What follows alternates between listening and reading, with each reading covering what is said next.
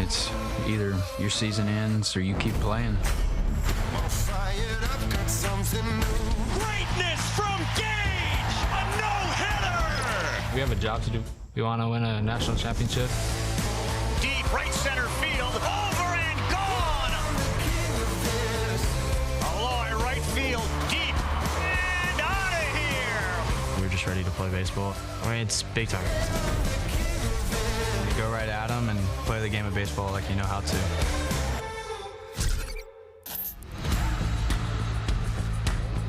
Welcome again, everyone, to the NCAA Men's College World Series. It is presented by Capital One. It is a glistening night. Temperature a very comfortable 77 degrees, and the wind offensive blowing out. And there is a roar about what we should see tonight. The LSU Tigers and Mardi Gras Mike have been roaming the streets, generating interest and enthusiasm, never short, when LSU and Arkansas get a chance to meet on the baseball diamond. Now, the Tigers won it a few years ago, and they are one win away from getting back to the Men's College World Series Finals. Arkansas has never won a title. They need to beat them twice in order to play for one. And when either of these teams get there, they will take on a Coastal Carolina team that refuses to accept defeat. It's been a couple of months. They have won 26 games in a row. An 11-3 drubbing today of Louisville, in which everything they do, they continue to do well. 55 wins on the season, a record for the first-year coach Kevin Schnall, who'll take his team and become the 6th to ever do it in his first year to a College World Series Finals. Welcome inside, everybody. Chris Budden's down on the field, and we'll talk with her shortly. This, of course, is Chris Burke and Kyle Peterson. This is a 50-50 game, meaning it's a toss-up, but also, KP, both teams have won 100 wins on this field tonight. Yeah, they're pretty good. And when the brackets came out, we saw this potentially would be the matchup here. I think everybody looked forward to seeing if it would end up coming true. Game 1 lived up to what we thought. Now we get game 2 tonight. It should be good. Yeah, and LSU's in the driver's seat, right? 2-0. But for Arkansas, they got to climb 2 huge mountains tonight. So they'd never beat LSU at the College World Series, and they've never won a national championship. They won't be able to check either one of those boxes if they don't get it done tonight. That's right. 0-4 all-time here in Omaha. Meantime, Vahiva Aloy, KP, he leads a team that's got a record 126 homers. Yeah, SEC Player of the Year, and he hit his 21st to get things going against UCLA. First inning, 2-run shot for an Arkansas offense that had been great during the regular season, but had not been great in their first 2 games in Omaha. Then the RBI triple that extended the lead to 3. Arkansas would not trail in that game, and it was the bat of Vahiva Aloy, like it has so many times this year, that led Arkansas to that win and got them to tonight. You guys both know this. You in particular as a hitter, peaks and valleys. Jared Jones seems to be climbing the mountain again, doesn't he? Yeah, it was ugly in game 1. How about 0 for 5 with 5 Ks? Never easy to bounce back for that, but Jared Jones has been here before, and he launched one in his first AB against UCLA. That got the party started. He would add another hit and another RBI, and this Tiger offense is a totally different animal when Bear Jones is swinging a hot bat. And you'll take a look at Jared Jones right there. In game 1, 5 Ks, and he struck back in a big way in game 2. There are no seats left here in this building. You settle in, you get a chance to watch the great rivalry of LSU and Arkansas when we come back with the first pitch.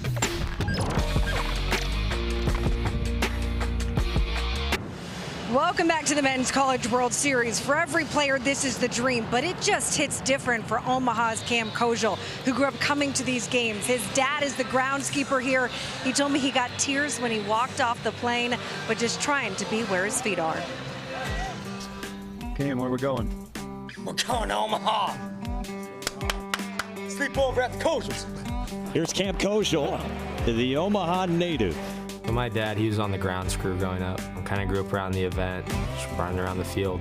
Being a little boy, had a football field at my house in Sargent, Nebraska. And that looked like Field of Dreams. It was awesome, acting like I'm playing with the College World Series. I'm really trying to slow down this event and enjoy every moment because this is something that's going to happen once or twice a lifetime. A dream for him, but also a dream for Dad Matt. Just moments before the game, came in with his phone, got to have a little memento, take a picture of his son's name in the batting lineup. Very, very cool, Chris. Great story. He is the oldest, by the way, of 7 children. And you see Cam Kosher will bat right in the middle of everything as we take a look at our batting order. It is brought to you by Capital One with Davalan at the top and Aloy in the all-important 2-hole. Yeah, an offense that was rolling entering the College World Series has not been as explosive, but it's an offensive night here tonight, boys. I feel like we might see some runs. Last game they beat UCLA 7-3, and on the mound is Zach Cowan, who was discovered by Jay Johnson last year when he was pitching for Wofford at a regional, and he didn't pitch against him, but he noticed him, and all of a sudden he ends up on the team pitching in Omaha. That goes in the portal, and they say, what about being a Tiger? Well, this year he's worked primarily out of the bullpen, and in fact exclusively out of the bullpen until a start against Little Rock, which was not great. Last year made 17 starts at Wofford. This year just one. So you know he has the ability to go deep, but that one start against Little Rock, 1 1/3 inning, 4 earned runs. They're going to need more than that tonight. And immediately with the first batter, Davalan hitting from the left side. LSU's defense goes into the shift with Milam on the right side of second base. Underway in a game that Arkansas has to win to stay alive. And the first pitch poured in at 92. Sophomore you saw from Montreal, Canada. Yes, this is a hockey kid that has fallen in love with the sport and dedicated himself to baseball with an open stance. And a shallow one to the shortstop, who ranges to his right, and he is there to make the play on a changeup. You're going to see a lot of those. He is primarily fastball changeup. There is a slider, but it's fastball changeup for the most part, and it's kind of an old school approach. It's more two-seam sinker, work the bottom part of the zone. When Cowan's going right, he's going to get some ground balls. It's one reason why Braswell's in the game today. Jay Johnson wanted his best defensive infield, hoping that Cowan can roll some ground balls. Braswell is at third base as we get set for Vahiva Aloy's first plate appearance of this night. Gets the call, strike one. Slider at 85. Aloy exploded yesterday. Last year, Christian Moore for Tennessee hit a rocket over the wall in center. Aloy basically did the same thing, just minus the height. It was a triple right off that center field wall.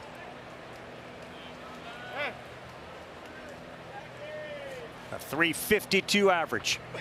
Outside, 1 ball, 1 strike with a lot of power. 21 homers, especially the other way, and a favorable win for the offense tonight. I think so. I think every hitter likes to stand up to bat and see the flags blown out straight away center field. You know you're going to get a little bit of carry to all parts of the ballpark.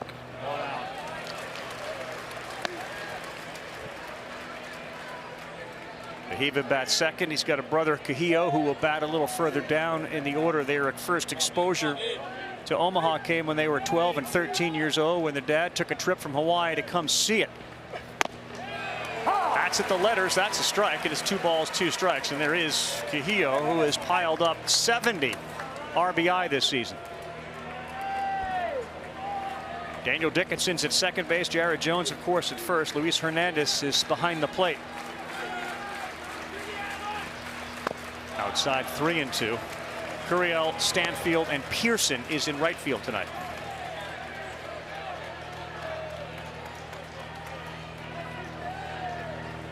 As a team, the Hogs hit .310 this year with those 126 homers. And a .968 OPS on a 3-2. That's going to be foul. Well, with the changeup.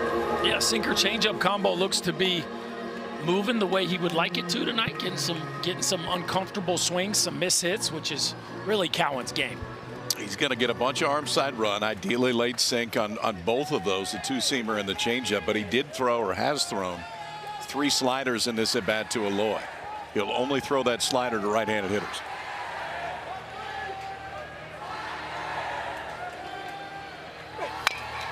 This one is in the hole. To his knees, Milam. And that's a pretty play by the shortstop, Stephen Milam. Now that was a little something special right there from the Tiger shortstop. You got to have the pop-up slide in your bag if you're a middle infielder. Put your foot in the ground and rip it across the diamond, young man. As nifty as it gets from the Tiger shortstop, and a big out to keep Aloy off the sacks. That's why many of his teammates, Jared Jones and others, say, with all due respect to the Arquettes and Aloys, we think Stephen Milam is the best shortstop in the country. And a play like that would certainly get you a lot of recognition. Here's Logan Maxwell. And he starts him off ahead with the strike. For Cowan on the mound, he said, I had no idea I'd end up here. It was kind of a full circle moment in a sense because we played him in a regional. It was kind of crazy how it all came together. Though he was looking to leave Wofford, he was phenomenal for them. With 124 strikeouts last year, went 10-2 with a 3.35 ERA.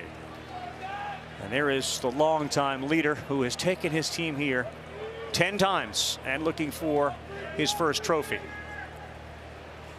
As respected as any coach in the country. Ball down. Missed away and down. It's a big theme here this week for the Hawks. Win one for the skipper. Yeah, sure. I mean, that is a big part of the kind of the cloud hanging over this team, that they want to do it so bad for their head coach.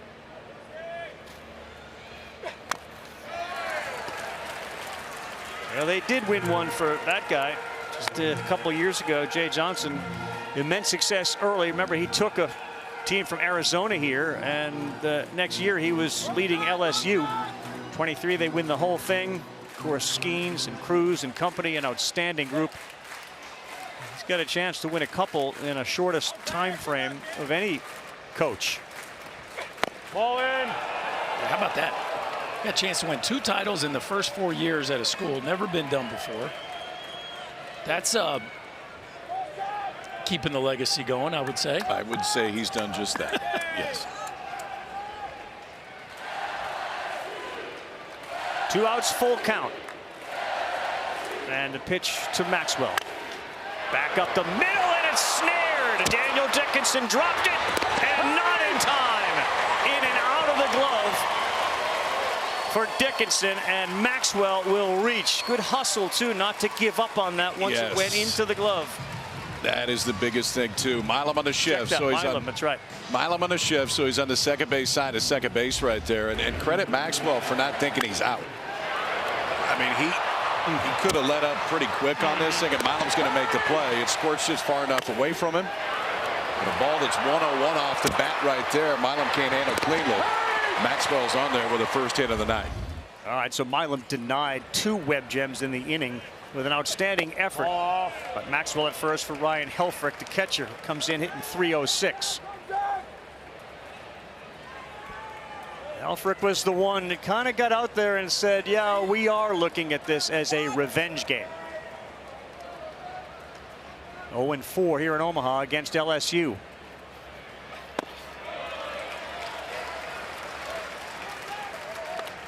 There's a lot of storylines behind that, right? These two programs, question. titans of the sport, old SEC West rivals, constantly playing at the top of the player acquisition game that exists now in college baseball. And the fact that the Hogs have never beat the Tigers does not sit well with these guys. Helfrich got one to hit there, and he fouled it straight back. Now, and the relationships that so many of these guys have growing up and playing and being aware of one another and speaking with each other, eventual Cape Cod, and then, of course, professional baseball. 1-3 this year against him, 0-4 at Omaha. Helfrich with power, 14 homers.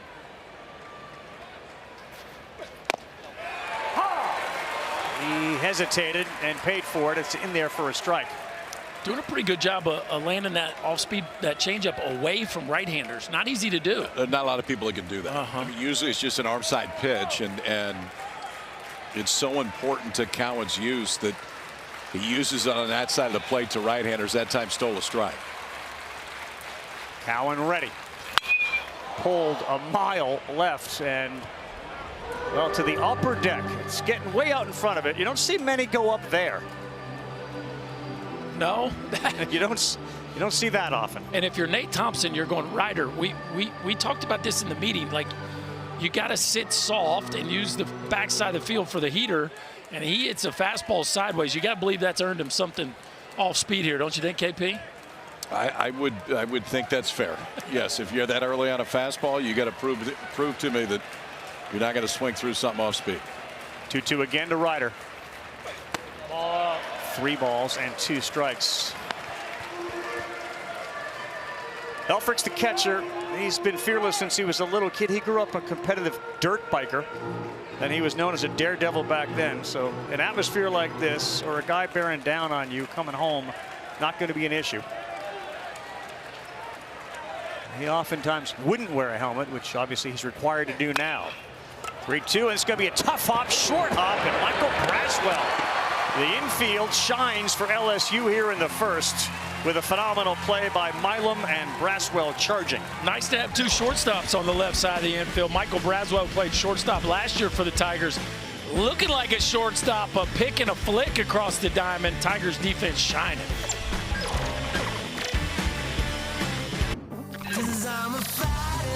Not ready yet to say goodbye to the boys on the team. We get to keep on playing. Just stay locked in. We can match up with anybody in the country. It's over and gone.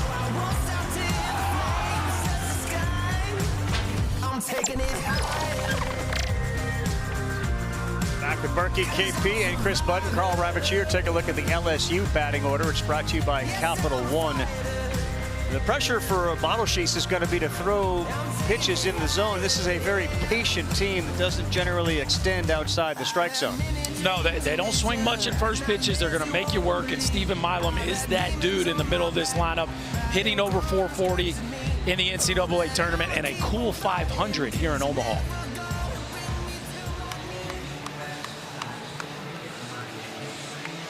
KP, Landon Beidelschies pitched here in the Big Ten tournament last year against Nebraska, so he's familiar with the building as well.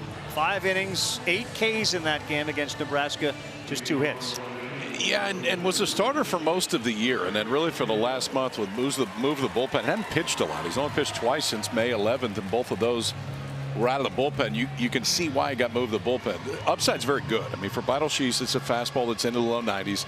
Slider is extremely important, especially against the left-handers. With the ability to throw the fastball on both sides of the plate. I think that's one thing to watch tonight is, can he land it arm side? Can he land it glove side? Then that opens up more room for that slider.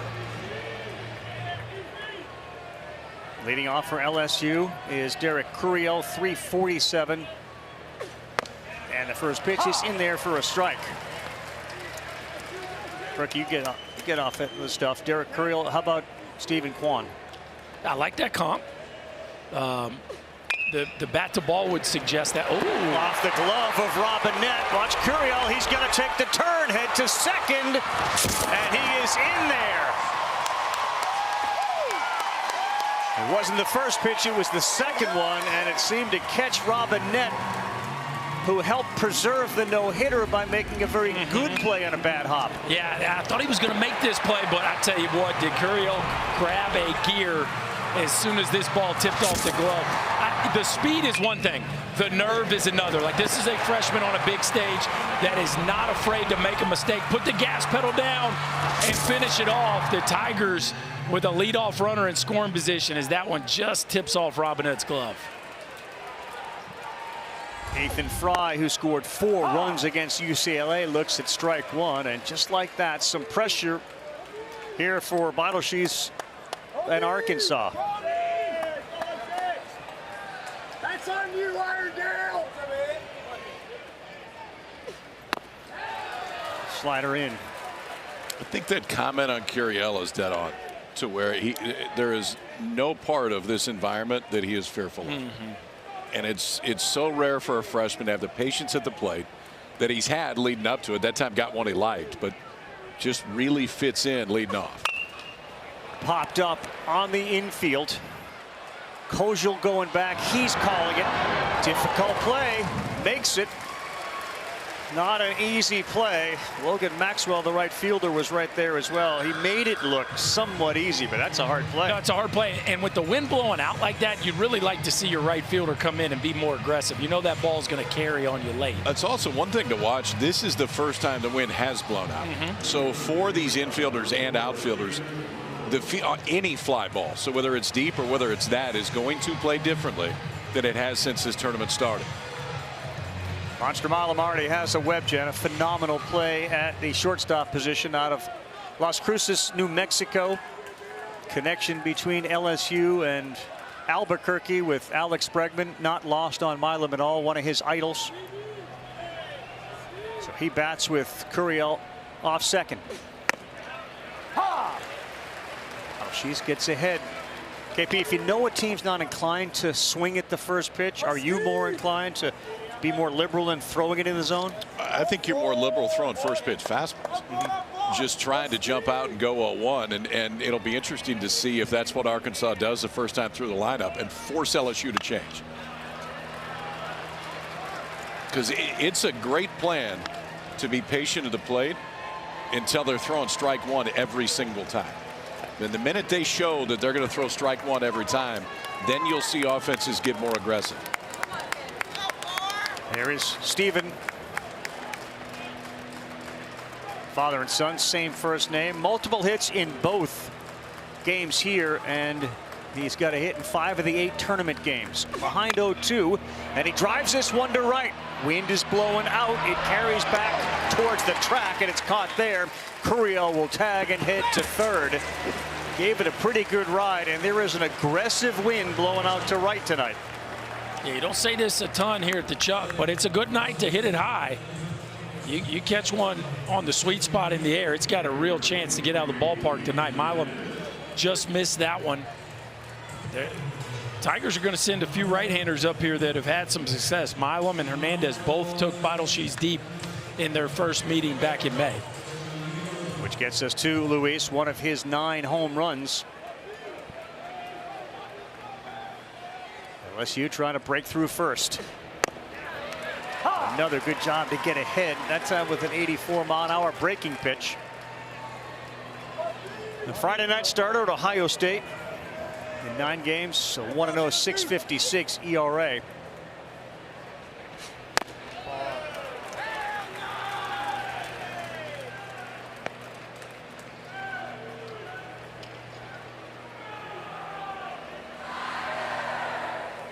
Associate Hernandez with the clutch gene has come through a lot this year for him, and he got jammed and he fouled it off. It's 1-2. Yeah, a couple of the biggest swings of their season against the regional, in the regional final against Little Rock. It was getting really dicey there in Game 7 until the LSU backstop got them going. That's it, called strike 3. He worked quickly, went with a breaking pitch at 84, and he froze Hernandez and left Curiel at third. Well, for 2 guys that have been a little bit shaky in the starting role lately, they look pretty good in the first. And a Beidelschies, we talked about the importance of that slider. He gets Hernandez looking for his first strikeout.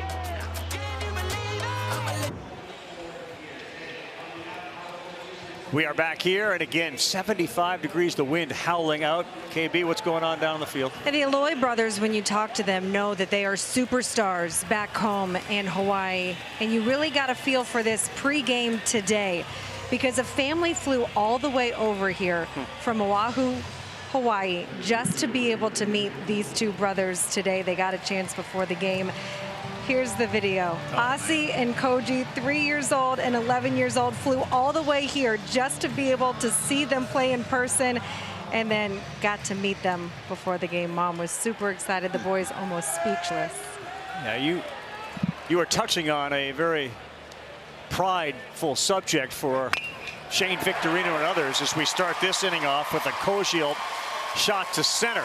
2 storylines playing out there. You got the Hawaii story, and we'll talk about the pipeline that seems to be developing between Hawaii and Fayetteville. But also the story Chris told at the top with Koshel, his dad here, an Omaha kid, and he delivers a hit.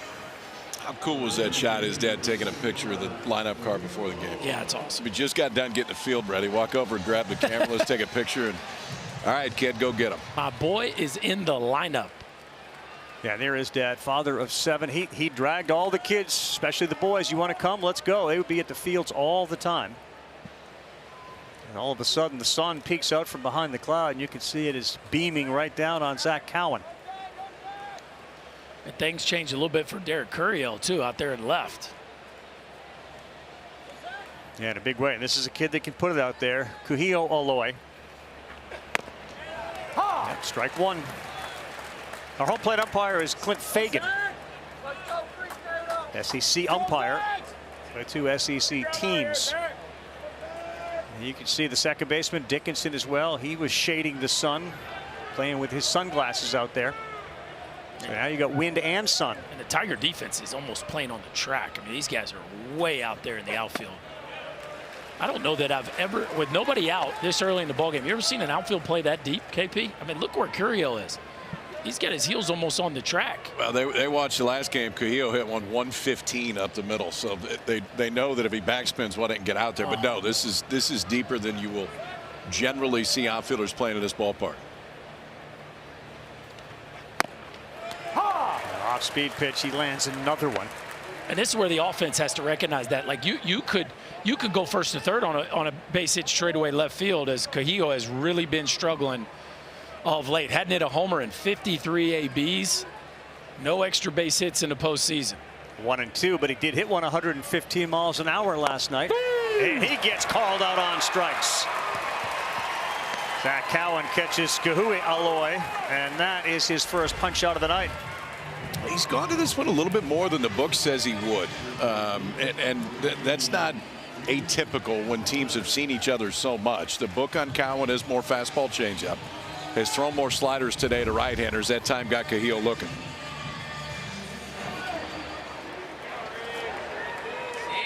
Brings up Reese Robinette, who really lengthened the lineup during that Texas series. KP and I were in Fayetteville 4.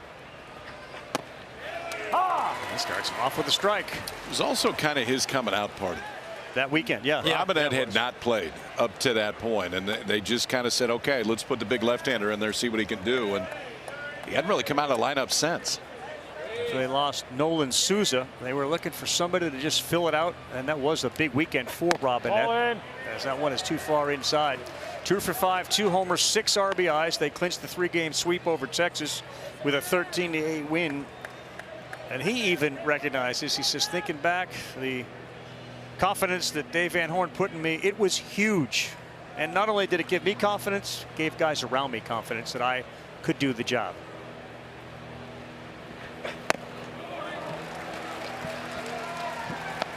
Well, I think Robinette's the kind of guy that we're going to see a monster jump from year over year. I'd be shocked if he's not an impact player for them sitting in the middle of their order next year. There's a lot of hitter in there.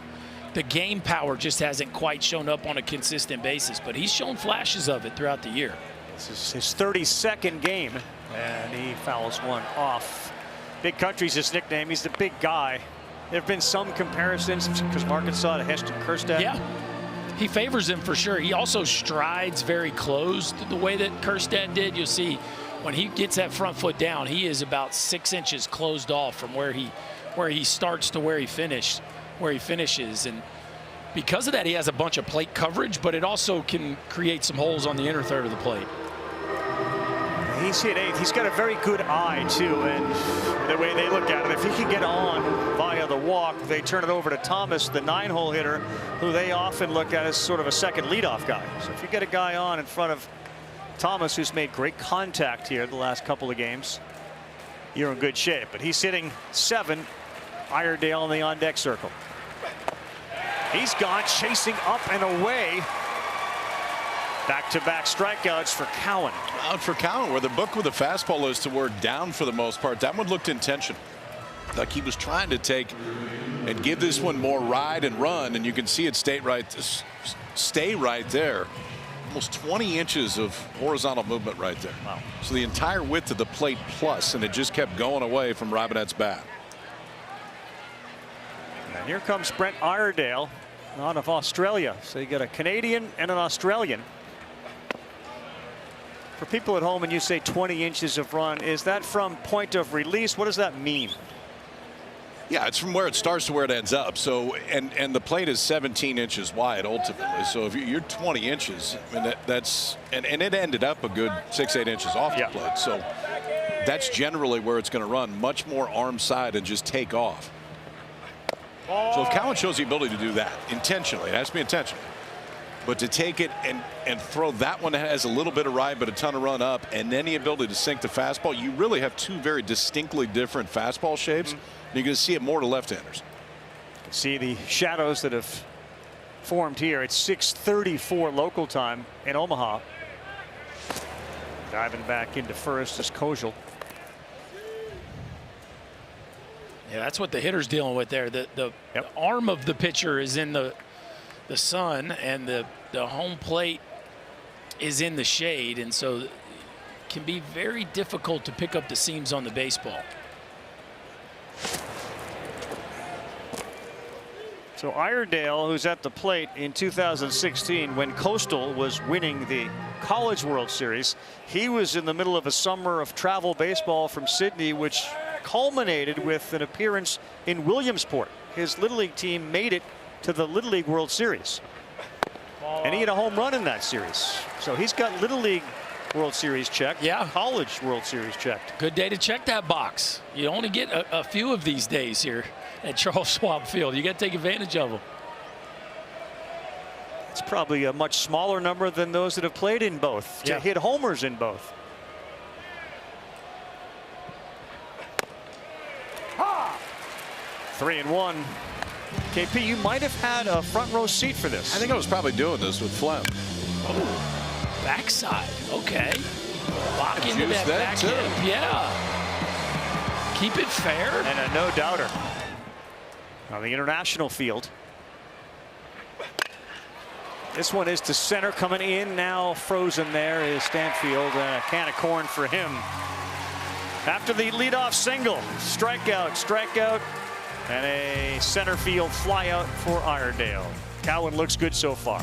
The NCAA Men's College World Series is presented by Capital One. What's in your wallet? And in part by Comcast Business, powering possibilities. Memories of Skeens and Louder, and how good it has been and how good it will be.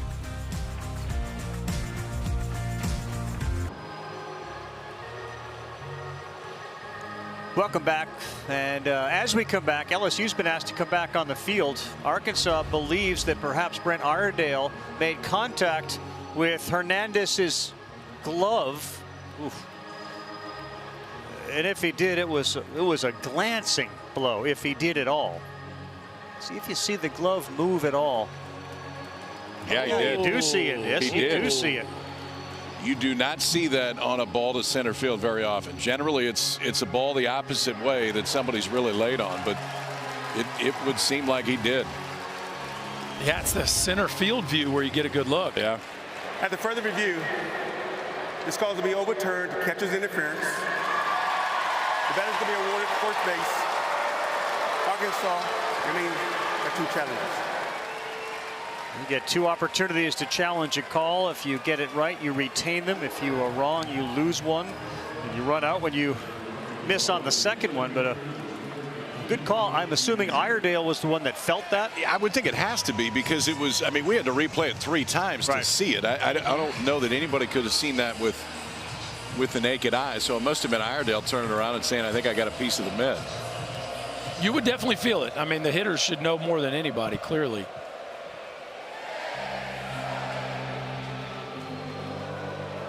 Well, now JTJ comes up to bat.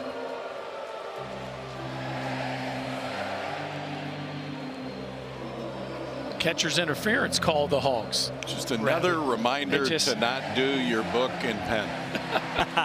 As I wrote it down too fast. There you go. F8 can't be changed to CI very quickly. They don't need a ton of a reason to call the Hogs. No. Catcher interference, let's call them. Get on up. Sun comes out. Wind's blowing out. They got runners at first and second, though, right now. Call them.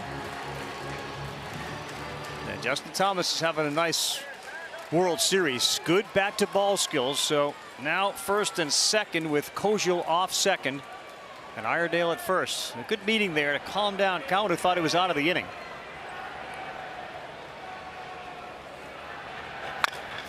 And that is a foul ball.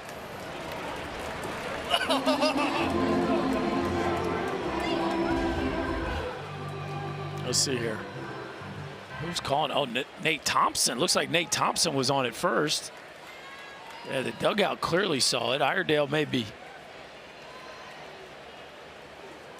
Yeah, they were all over that one. That's pretty good set of eyes, because it took a few different replays to see it up here. And it didn't feel like Iredale was making the point. That's like when a ball tips your leg. I mean, you got to sell it. That is not one you want to be shy about.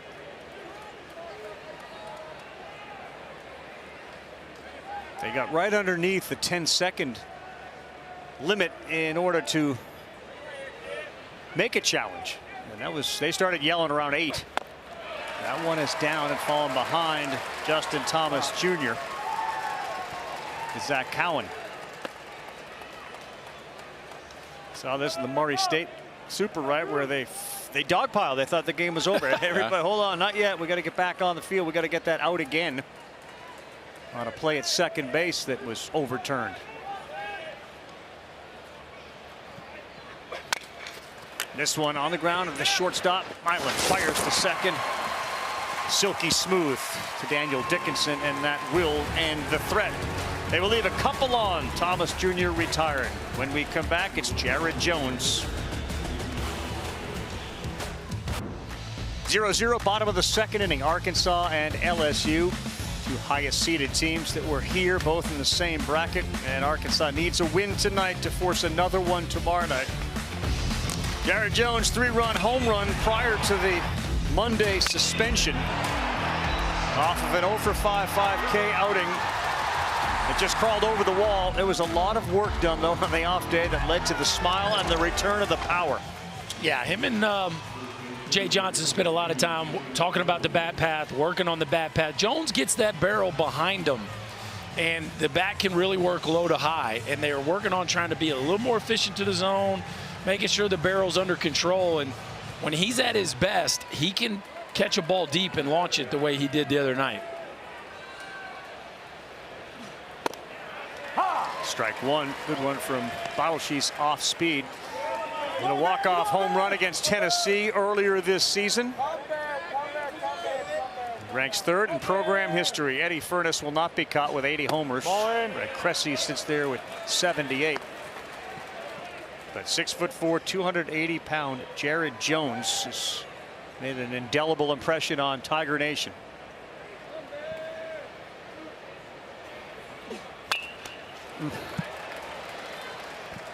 That's a dangerous one there. You can feel it, right? It's not the spot that you want that one to end up.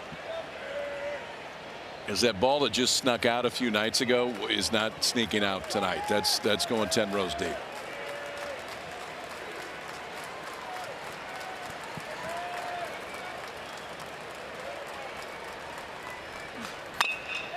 And he reaches out. That's over the head of Valois, and Jones does a good job of waiting on it. 86 mile an hour, and he sends it into left. The second hit of the night for the Tigers. Known for his power. This is an old school hitter move. Stay down on the changeup. Watch his chest get closer to the ball. And that back knee bends, the chest compresses, and that gives you extra length. The top hand releases, and instead of a rollover to shorter third, that ends up a line drive into left field. A really good look at a hitter making an adjustment on an off-speed pitch. The senior left-handed hitting right fielder Pearson squares to bunt. That one nearly went to the backstop. What a good job by Helfrich to get up and get it.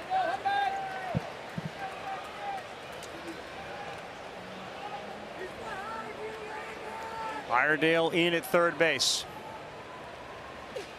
Ball down. 2-0.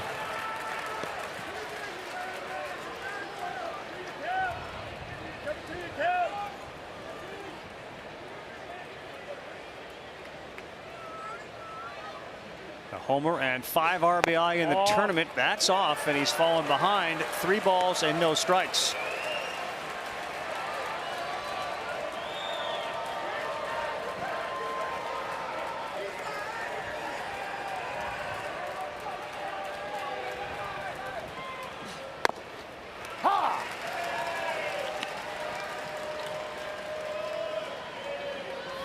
Good look at downtown Omaha. Our drone camera working, and we started playing downtown 2011 after Rosenblatt was shuttered.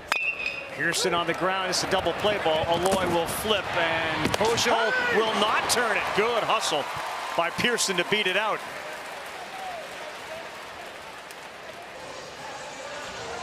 Thought maybe Vahiva could have come and gotten this one on the hop before. Looked like he got, watch him start to charge and then stay. And maybe taking that extra bit of time allows Pearson to beat it out. Thought maybe he could have charged another step. Kojal does a nice job of turning that one quickly, but Tiger outfielder beats it out, stays out of the double play. Turned it quickly, but Vahiva's arm is better. If he can take that himself, there's a better chance they're going to turn. There's Stanfield, one of 4 transfers in the starting lineup for LSU most of the season, as he looks at one that bounces up there. As Jay Johnson says, you know, guys like Stanfield, Hernandez, when we go in, we really got to make sure that we hit in the portal, and they have been critically important. 1 ball, 1 strike. And Stanfield's a guy they rave about too. I mean, the offensive numbers from a power standpoint aren't necessarily there, but it's a really good center field. It's a really good leadership quality. Is fit perfectly and shouldn't be lost in this lineup. Little check swing. Beidelschies is going to let the catcher come out and get it. And yeah, boy, Helfrich fired one there. Well done. Much easier play for Helfrich. Momentum's taking him away from the base runner right there. He went full speed into it, cleared himself a little bit more, had plenty of time to make that throw. Helfrich, one of the best athletes behind the plate in college baseball. You see just how quickly get out of your crouch, barehand the baseball, and rip it to first. That's a premium athlete playing catcher, putting that on display there. They're going to intentionally walk Daniel Dickinson down to first base and pitch to Michael Braswell.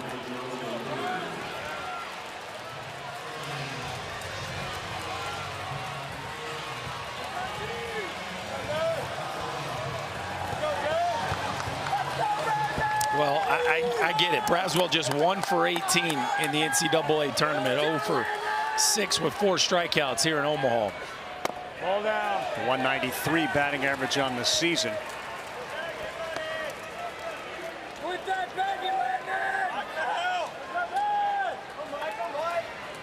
Kid yourself. Anytime the batter in front of you is intentionally walked, raises your level of intensity. That one's just above the knees for a strike. There was a sweet moment when he was getting on the bus the other day. He found someone wearing his jersey, autographed it, and he said, I got emotional because I'm not the most popular guy on the team. I know I have my struggles, so to see someone actually wearing my own jersey meant a lot. That's awesome.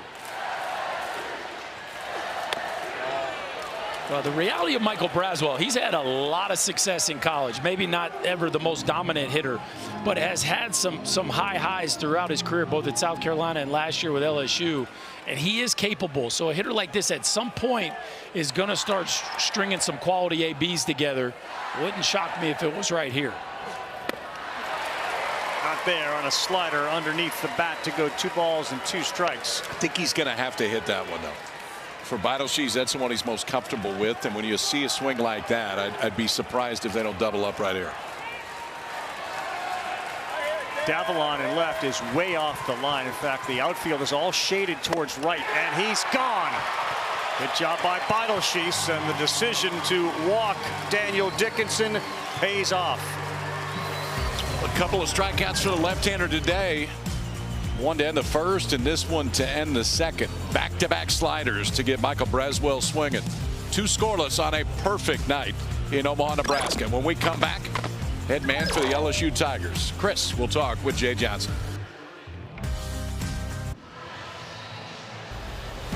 Welcome back to the Men's NCAA College World Series presented by Capital One. Joined with Jay Johnson. What have you thought about the stuff from Cowan so far today? I think he's done a great job. I think he's mixing well. He's pitching to both sides of the plate, staying down in the zone, and getting him to swing the way we want him to. You have 2 aces that get the majority of the attention, but what has he provided you guys this season? Yeah, he's been amazing. First team All-SEC reliever. That's hard to do in a league with 16 great teams, and been very consistent. He's pitched his best when we've needed him the most at the end of games. Wind's playing a bit differently today. When it blows out, how differently does it play at the plate and then for you guys defensively? Well, you got to be more locked in on getting your pitch, because if you do a good job of getting your pitch, you can use it to your advantage. If you swing at what Beidelschies wants you to swing at, it doesn't work for you as well. Appreciate it. Thank you. Thank you. Guys. KB, thank you very much. Jay Johnson has continued the legacy that has long been LSU baseball. Alex Bach, Bob Walker, 2 phenomenal college baseball stadiums like this one here for the College World Series. They love home field, and their crowds are all gathering here in Omaha to watch this one and perhaps another one tomorrow night if Arkansas is able to win. Here's Davalan, who was sitting at home during that COVID shutdown and realized, I'm probably not going to get recognized here in Canada. So he was contacted by a guy named Brian Martinez, who was a former baseball player who's got an academy in Florida. Said, I like what I see. You want to possibly come down here and play? And that's what led the family to go and he to go. He eventually played at Florida Gulf Coast University.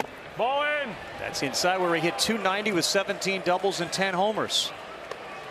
Oh, I see him. We got the Canadian flag flying. Good seats tonight.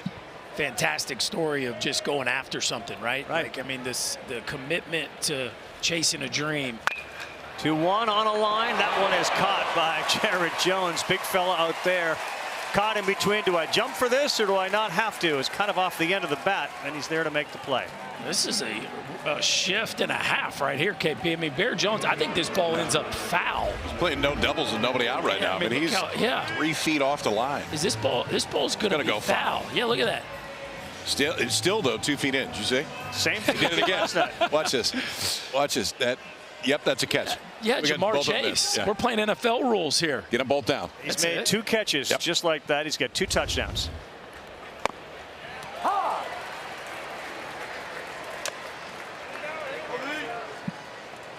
Hiva Loy grounded out, and it was the defensive play of the night so far as Milam went into the hole with one of those pop-up slides to get him.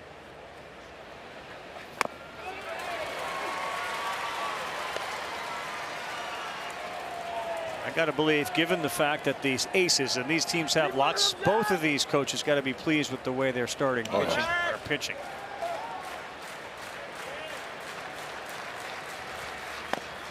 What's also a sign of modern day, this was Wofford's ace last year. That was Ohio State's ace last year, right? And they've both come over here and filled valuable roles, some in the bullpen like Cowan, and on the weekend mostly for Beidelschies, but the ability to pick up star pieces in the portal. What does that say about your program? We can identify somebody and we believe like this is not yet a finished product. You come here and we're going to make you better and take you to another level. I think that's some of it, but I think some is they had great success. And the reality now, too, is with all the data that's out there, you can look at data and say, well, yes, I think that plays. He got Aloy on an 81-mile-an-hour changeup. Phenomenal pitch. Aloy strikes out. You saw a little bit of everything right there, too. You saw sliders early. And that, again, is the ability to throw the changeup on the opposite side of the plate. Right-handers just don't see that pitch very often. And in part, it's because not many guys can do it. Usually when a changeup is thrown to that side of the plate, it's an accident. It's one that you hold on a little bit too long, you tug it, and it doesn't end up very well. Cowan can still get all the way over the top of that changeup on the glove side, and he got Aloy to swing right over the top. And a good start against Logan Maxwell. 75% strikes on his changeups. I mean, usually a righty starts a changeup to his glove side. That thing's fading right back to the middle of the plate and getting hammered. But for whatever reason, that changeup is holding its plane. He gets over it. And and just dying on the outside corner.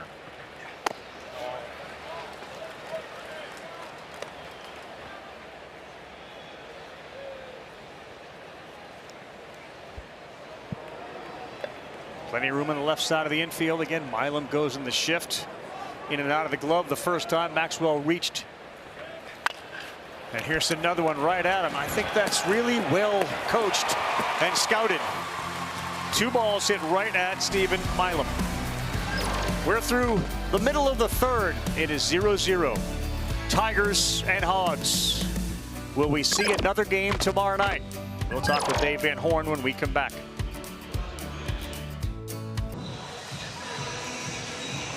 Welcome back to the Men's College World Series, joined with Dave Van Horn. What have you thought of Beidelschies' stuff so far on the mound? It's been pretty good. You know, he made one mistake, and other than that, I think he's been outstanding. You know, a tough hop at first. It led off with the double, and then the second inning, hitter went down and got a pitch, got a single, and then he worked out of a jam. So far, so good. What's been the challenge so far in getting to Cowan? yeah, we got to stop pulling this breaking ball. I mean, you got to go the other way, hit it up the middle, and so far we haven't been able to do it except maybe one time. So we've got to correct that. It looks like they've got their bullpen ready to go, but we haven't made them go get them yet. What's impressed you the most about your group and the ability to come back playing against the wall? These guys, they don't get all uptight. A pretty loose bunch, like we've talked about all year. Really close, fun team to be around, and they always show up. They always show up. You ever go fishing with them? I watch them fish. You know, when I go out to my truck, there they are fishing. I just kind of laugh, go watch them, and you know, I just tell them don't eat those fish because that pond is not where you fish you want to eat. I've seen the water. I agree. I appreciate it. Thanks, Coach. All right, thank you. Guys. That's the pond Lake Norman they went jumping into as well. You don't want to eat the fish. You probably don't want to make a habit of swimming in it either. I need a quick shower after that. High and into Curiel. Brick, you'd like this. We got a 55-foot long structure, 75 feet of turf in the backyard. Dad was throwing to him 5 days a week, no less than 2 hours every day. Whoa. And Dad had to get a new labrum after that. It was all worth it. His dad's name is Rick. He would begin each hitting session, tell them if they were doing this right for people at home that got kids, swings off a tee, then opposite field, up the middle off the tee, soft toss to him, side flips, and then from in front, 32 feet away, start throwing batting practice. He doesn't like machines. He liked his dad throwing. Sound like a plan? It sounds like a very good plan. And it sounds like he stuck to that plan. And I'd say, you know, hitting 350 as a true freshman, he developed some pretty good bat to ball skills. Probably didn't see a lot of sliders like that. He's gone. I'll tell you what, we talked earlier about the ability to control a fastball both sides of the plate. So this is Landon Beidelschies so far. Fastball arm side, fastball glove side, then it sets up that breaking ball and gets more reactions like this. Went back to back to get the strikeout to end the last inning. Then this time, probably as good a one as he's thrown tonight to strike out Curiel. Strike one to Ethan Fry. I mean, the Arkansas pitchers, given the no-hitter that was thrown, have put up incredible numbers through the games here in Omaha.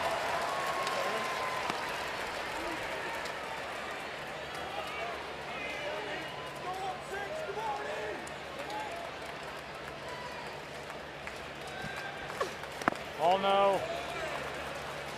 You think 5 runs and 12 hits is pretty good in 3 games? In 3 games?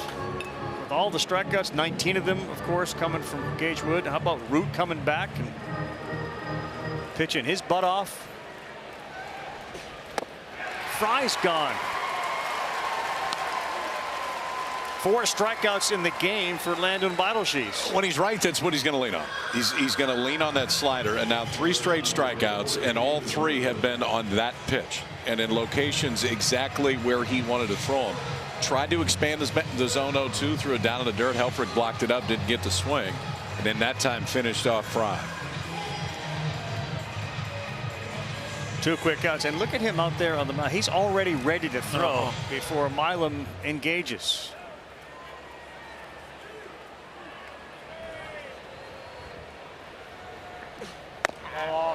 Outside. Milam, during the Baton Rouge Super Regional, guys, he carried the team against West Virginia. He was outstanding. He finished the series with 8 RBI. He said he got back to the basics.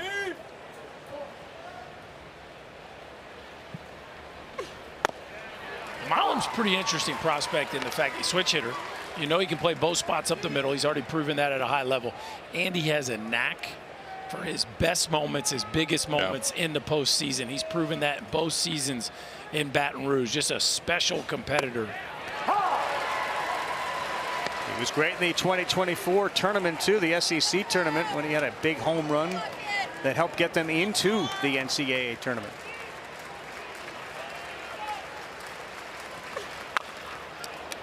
I think one of the things professional baseball has recognized the last 10, 15 years is really the stage that college baseball has risen to and how easily that can transfer to the major league level, especially for these players that are used to big environments, used to performing with a bunch of pressure, because that's what it is, especially for the spotlight franchises in Major League Baseball. Yep.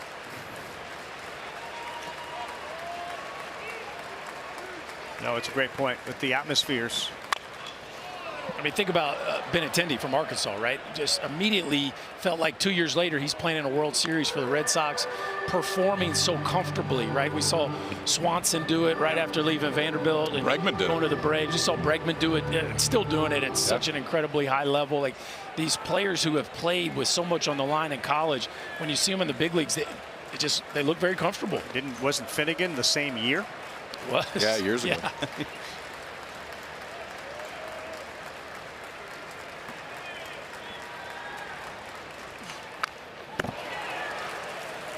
Omaha in June, and then Kansas City, right, in October. Milam has spoiled all 3 of them here with 2 strikes. Hooked a slider in the dugout, fouled a fastball off, and that time fouled a changeup back. So back to the slider now? I would think so, because it's his best. I mean, at this point, if he's fouled all of them off, you're still going with the one that you're most comfortable throwing. He chased that one. It gets away. And Ryder Helfrich will fire down to first. How about 4 strikeouts in a row and 3 in the inning to get Milam? He's leaning into this slider right now, Berkey. Yeah, he's got the good one going tonight, pitching with a whole bunch of confidence. You can tell Milam didn't see that one at all. We got ourselves a pitcher's duel here tonight, folks. Coastal Carolina, the hottest team in the country.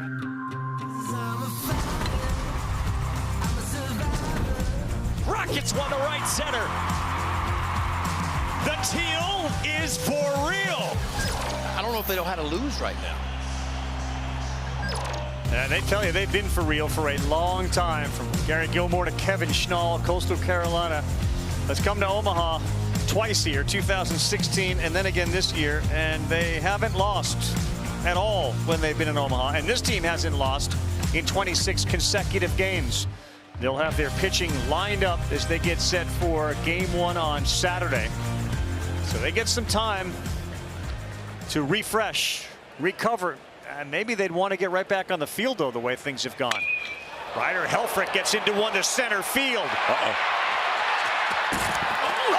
it's over the wall and a home run as Ryder rides one out. Dead Central takes advantage of the wind, and for the 15th time, he leaves the building and gives the Hogs a 1-0 lead.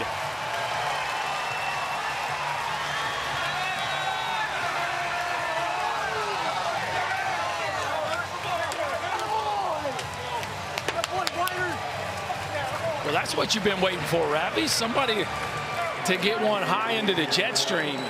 Boy, did Helfrich do that.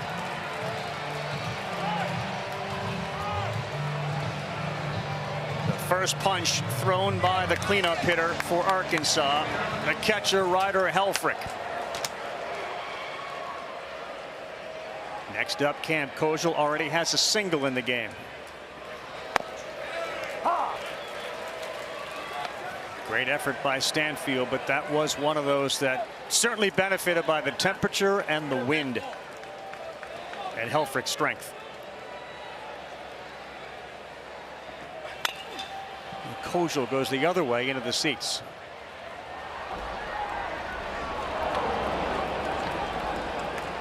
So it's there for the taking tonight. If you can elevate really anywhere in the ballpark, that thing was smashed to center. We hadn't seen a whole lot of those out to dead center field. None in this tournament, but just in general. Cam Kojal's dad, grounds crew member here, watching as his son fouls one off at the plate. That was great. You saw that interview following the Supers where Dave Van Horn looked at his second baseman and said, "Where are we going? Omaha." we're going to mine. We're going home. Party at the Kojals. That's what he said. Party at the Kojals. Sleepover at the Kojals. Yeah.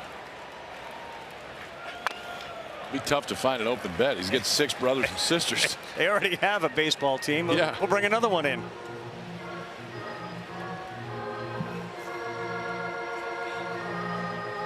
Cam's mom talks just irreverently about dad and his relationship with Cam and all of the children and the role that baseball has played in their lives.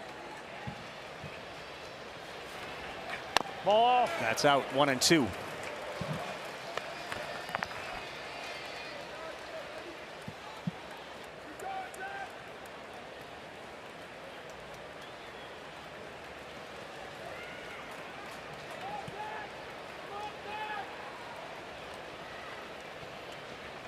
Ball off.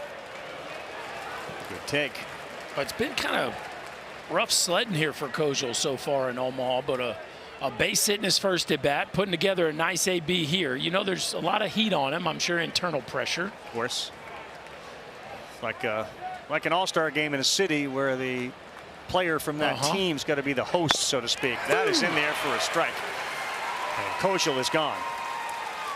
Nice front door two-seamer right there by Cowan, but he made a mistake to the Arkansas catcher, a hanging breaking ball up and out over the plate, and Ryder Helfrich now 5 home runs in this postseason and a bomb to straightaway center field as he gets those arms extended on a breaking ball and rides it out of here over the glove of Chris Stanfield. Oh, nice play. Yeah, I was going to say, that got lost in it. Loy swinging for the downs. Didn't look like he kept his eyes on that baseball. And it is 0-1 to Kehio. 70 runs batted in on the season as you take a look at the home run hitter, Ryan Helfrich. He'll get his gear on as that one is in there for a strike. And yeah, LSU's got some arms up now, and you got to believe too on the other side, these bullpens, especially Arkansas, when you throw a no-hitter, there are guys, really good guys who haven't pitched here. Plenty of options. That's strike 3. Good bounce back to punch out Kojal and Aloy after the homer. You wondered how Cowan would respond. He responds with 2 strikeouts. Generally, when guys are two-seam sinker guys, they're really good arm side. The ones that can separate themselves are the ones that can do it glove side. And that's what Cowan's been able to do today with both the fastball and the changeup. Both strikeouts in this inning have been fastballs that guys give up on because they start off the plate on the glove side, and that late movement brings them back in. Now Reese Robinette.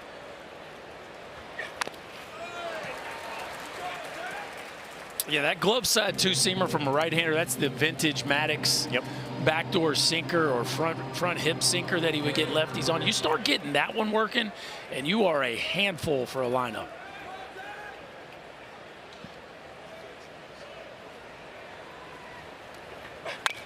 That ball is lifted high in a major league pop-up. Who's going to get it? In foul territory, it's Josh Pearson. Well, this is the year that we are enjoying Omaha, and we are saying so long to our esteemed director, Scott Johnson, seen right there in the middle, 35 years. One of the best to ever do it. He is responsible for everything you have seen over the last 3.5 decades. And he's also responsible for one of the great American families. 3 to Sky, 2, roll Sky, come up, and roll buzz, dissolve. You think you don't know this man, Scott Johnson. But if you have watched the College World Series at any point over the last 35 years, you do. Because so many of the images that have landed in your living room, Scott put them there. Now he's hanging up his headset. Dad, you're a legend, both on the air and at home. Thanks for always being a father first, Dad. To say my dad has been a great father and role model to me would be a drastic understatement. It makes me so proud to know he is so highly regarded and has had such an influence on others.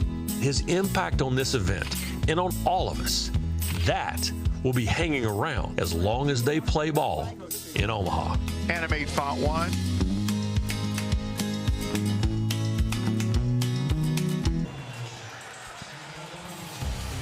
One 0 Hogs. They draw first blood as you come across the Missouri River, the BKP, the Bob Carey pedestrian bridge.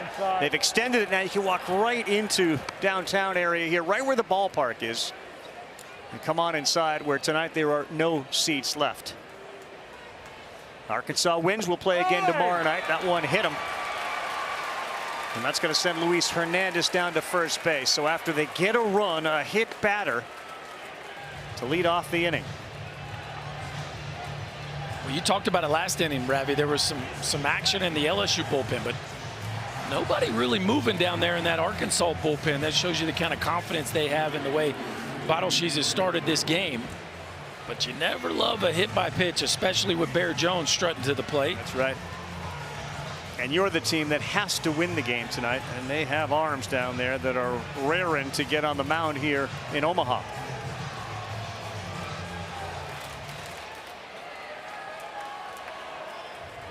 Remember, Jones reached out and hit a single into left field. His first time up. That one nearly sailed to the backstop. We talked about the athleticism of Helfrich. That's a heck of a play right there. That ball was destined for the backstop.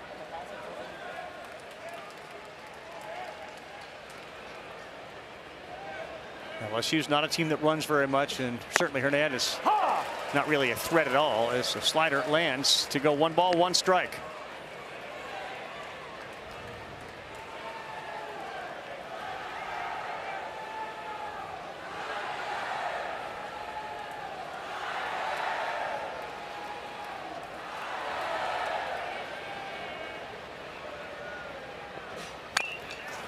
Fouled at the plate.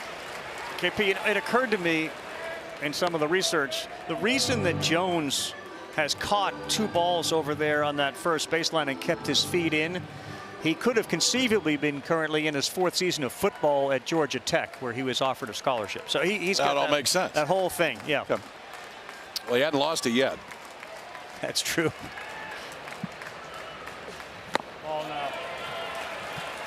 Now there's a good take. There's a patient take. He was committed to swing, Berkey, and maybe a few days ago 0 for 5, 5 Ks, you pulled the string. That's some strong hands too. Yeah, he can put on the brakes now. But I think to your point, Ravi, showing you that he's seen the baseball better.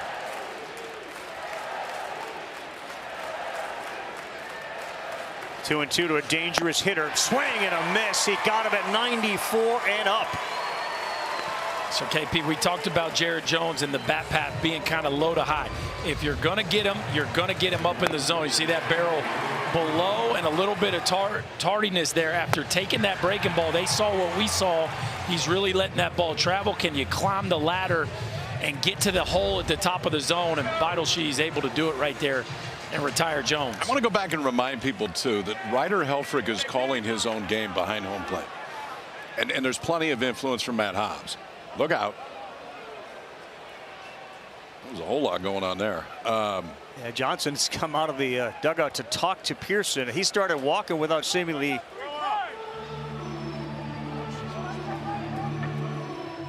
letting anyone know, and they're pointing to his pitcher saying, wait, we were ready to start pitching. No, it started pitching. He almost ended pitching.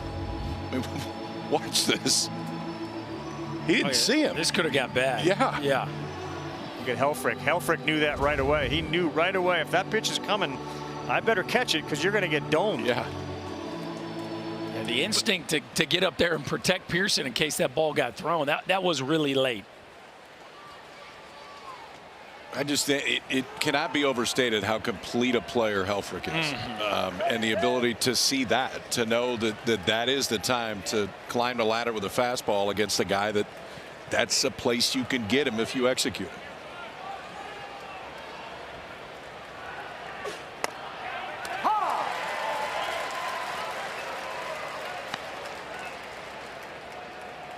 We talked about the changing of his life. Gage Wood, we interviewed him during the game. He said, so what's been the biggest impact? He said, well, my life has changed. And this is a young kid who just threw a no-hitter. He's not yet really fully aware of how his life has changed or will change. But the other part of that is, like, Ryan Helfrich called the best pitching performance in the history of the College World Series. Yeah, and he kept calling fastball middle. that was the call. Let's not minimize it. Fastball middle. He could have had one button that night and it would have worked. 97 up a little bit. Good take.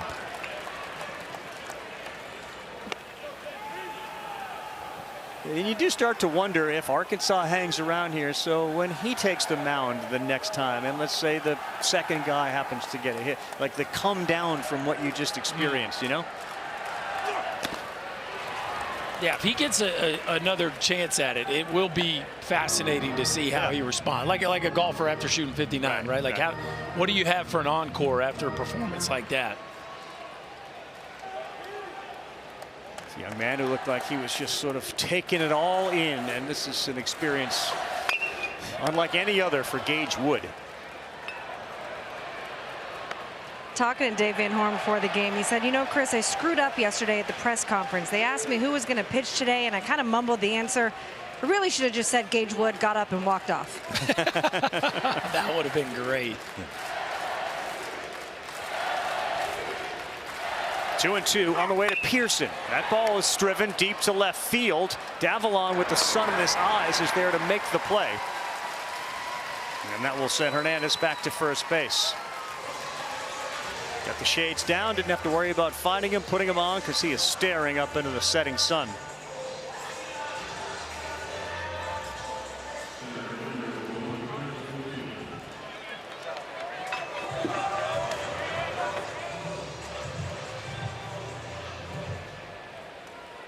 We're in the fourth. Arkansas needing a win tonight. It's got a 1-0 lead. And Chris Stanfield fouls that off. LSU's got 2 hits in the game. Curiel had a double to start off the glove of Robinette, and then Jones had a single in the second, and that's it.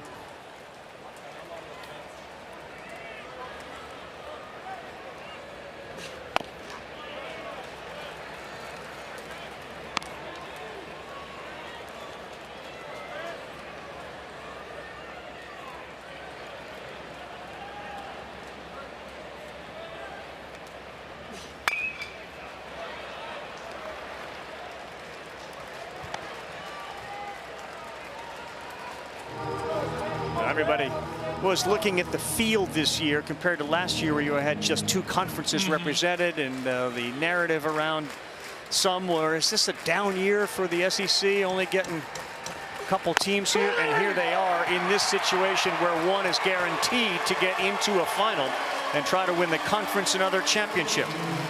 How about the settle down job by Beidelschies after he hit the leadoff man? A punch out, a fly out, and then another punch out. He's got 7 in the game through 4.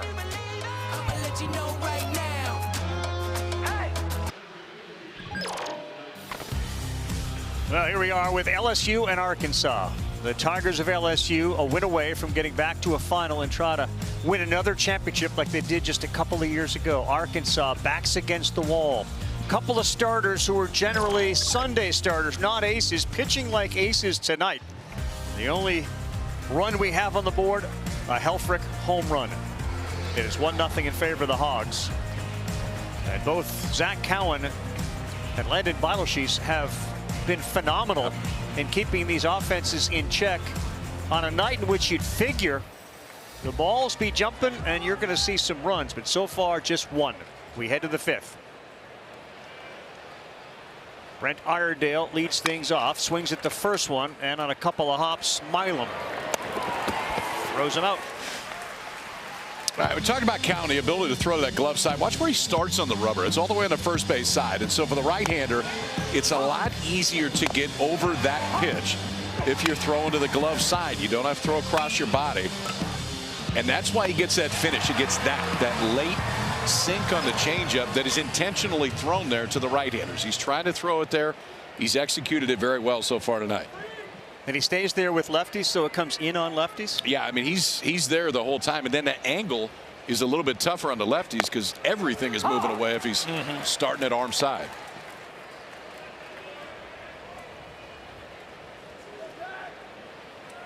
Oh, and 1 to Justin Thomas Jr. Just under 300 on the season. There you see him emphasizing way on the first base side.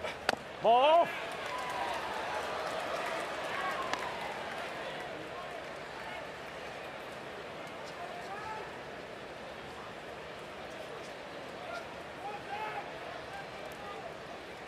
That's a pretty impressive number right there. 16 first pitch strikes. And living away again to the righty to land it. 1 ball, 2 strikes to Thomas Jr., who grounded out to short his first time up. It needs to be, we need to be reminded, the last time he started a game, it was 1 1/3. Yeah. 3 hits, 5 runs against Little Rock. Yep. This one beaten into the ground, ranging to his left. Dickinson, nice play to get Justin Thomas Jr. 2 ground ball outs. I mean, you would not know that by watching him out there execute. And by the way, the start before that was 1 2/3 against South Carolina, where he gave up 4 hits and 3 earned. So you're looking at 3 innings in his last 2 starts, and here he is into the 5th. On cruise control. Now, obviously the homer to Helfrich, but man, just complete command of the changeup and the 2-seamer. Back to the top, Charles Davalan 0 for 2. So there it is, that changeup that ends up right on the inside corner to the lefties. And Aloy, who is on deck, the big hitter, chased one as a righty outside.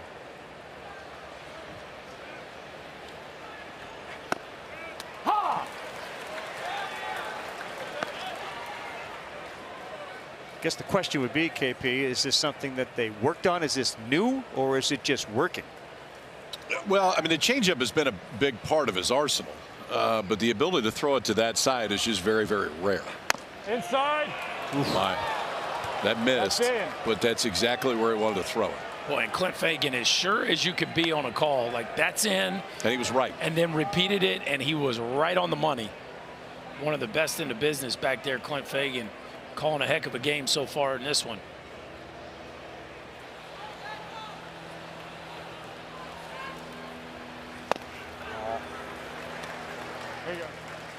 Count goes 3-1. They were a little restless out there in the bullpen. Still a little movement. Arkansas very quiet. I think both coaches and their pitching coaches would be very pleased with what they have gotten so far. There was some consideration from LSU to start Jaden Newt, who's warming up now. And a high chopper to first. Getting over there to cover is Cowan. He slaps his foot on the bag before Davalan can get his there. Bottom 5 pitchers duel in a must-win game for the Hogs. 1-0.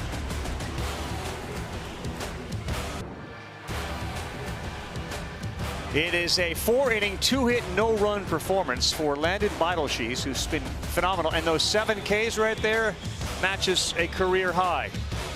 Last start was back in the 2nd week of May. He has kept this LSU offense at bay, and he will start the bottom of the 5th inning with 8, 9, and 1. Leading 1-0. Arkansas wins, they move on.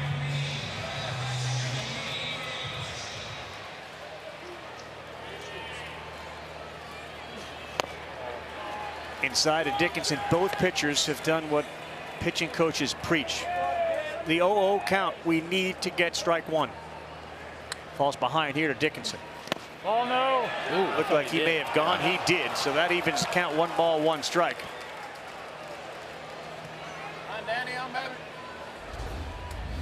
Big chase right here. Could have been 2-0 in the driver's seat. That barrel just goes past the point of no return.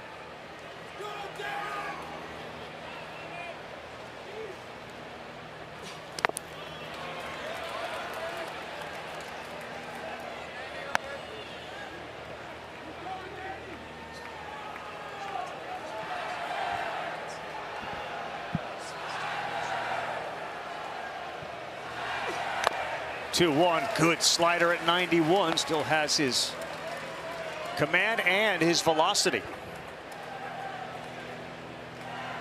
Tell Ben to put his shoes down so the people in the back can see. Ben, put those feet down, bro. Iredale waits for the hop. Now he fires low. Oh, scooped out at first. Very nice play, Reese Robinette. Always big when you can save an error, but especially a leadoff hitter at KP. This was not an easy pick by the Arkansas first baseman. Iredale gets stuck on his back foot, knows he has to get rid of it quickly. And how about your buddy picking you up? The rangy first baseman, Reese Robinette, digging it out and keeping a leadoff base runner off. You might end up at second base with as much foul ground as there is here. For sure. Strike 1 to Braswell. Beidelschies came in with a 4.92 ERA. And again, that first start since May 11th. Good slider. That was against the Tigers. He pitched into the third inning, gave up 3 runs on 4 hits in 2 innings. The whole message from Van Horn about who is going to start today, we'll piece it together, see how it goes. They're getting a very big piece right now from Landon Beidelschies as he picks up his 8th strikeout. A career high for him.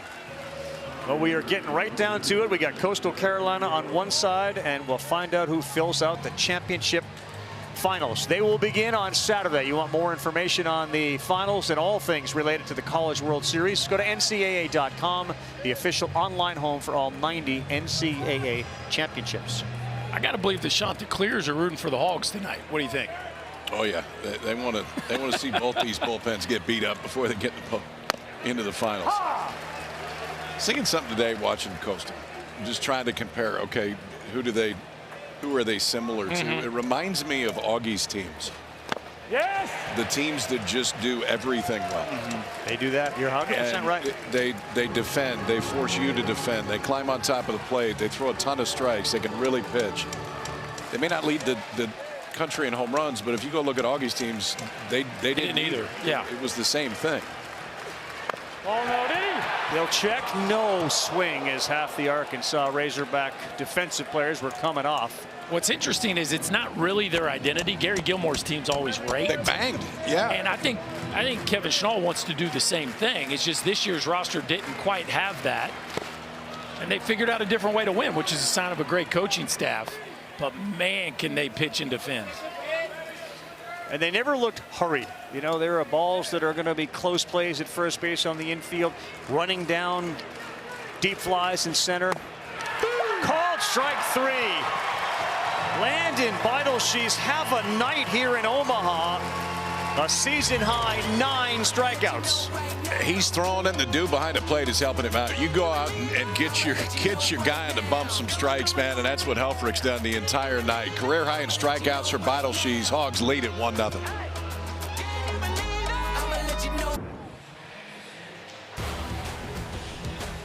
The Missouri River, the bridge that takes you from Iowa to Nebraska. Arkansas and LSU in a pitcher's duel. It is 1-0. First start since May 11th, second start this season, and they are pitching like Friday night guys here on the biggest stage in college baseball. It will be interesting to see the way that each of these teams approaches from a bullpen standpoint, how tight it is. LSU has the advantage not in the game, but because they're 2-0. So you can utilize the bullpen a little bit differently if you're LSU.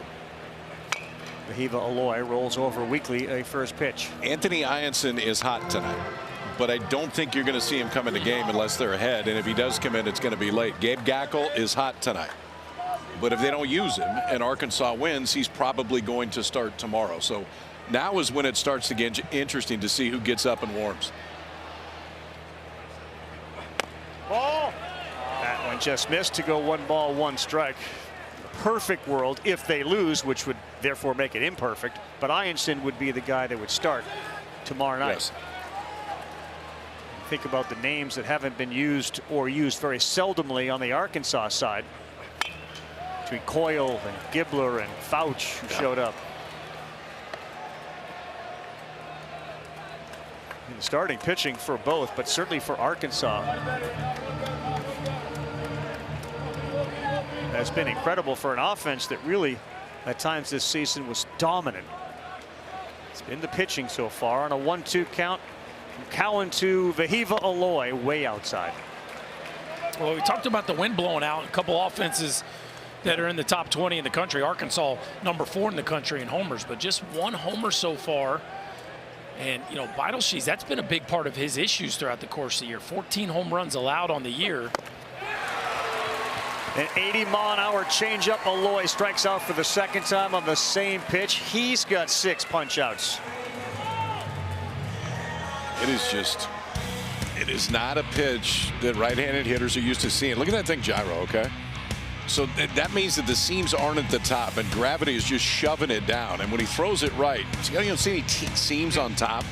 Gravity is shoving that thing down as it comes toward home plate, and it gives it that late movement down that gets it underneath the swing of the right-hander. Another great example of that changeup to start Maxwell, who singled and then grounded out to short. And the shortstop has twice been right in the same position, meaning he's on the right side of second base. You want to talk about scouting and what it does for you. First of all, you get Tiger due. But on the field, you put a guy right where the ball will be hit, and it has been hit exactly where they have Stephen Milam playing twice. Not there, though, and he beats the shift this time. Give Logan Maxwell some credit as he takes a turn at first, and he now has a couple of hits. Man, Maxwell continues to stay hot in the postseason as he gets a change up kind of middle and just inside out that one to beat the shift. But it's the ability to keep the ball down the zone. If you're going to get hurt, get hurt on the ground. Cowan just continues to throw sinker, change up. They're going to make a move here with Helfrich coming up. He is the one that is responsible for the only run of the game as Jay Johnson's coming out here. It's Cowan got his 6th strikeout, gave up the hit to Maxwell.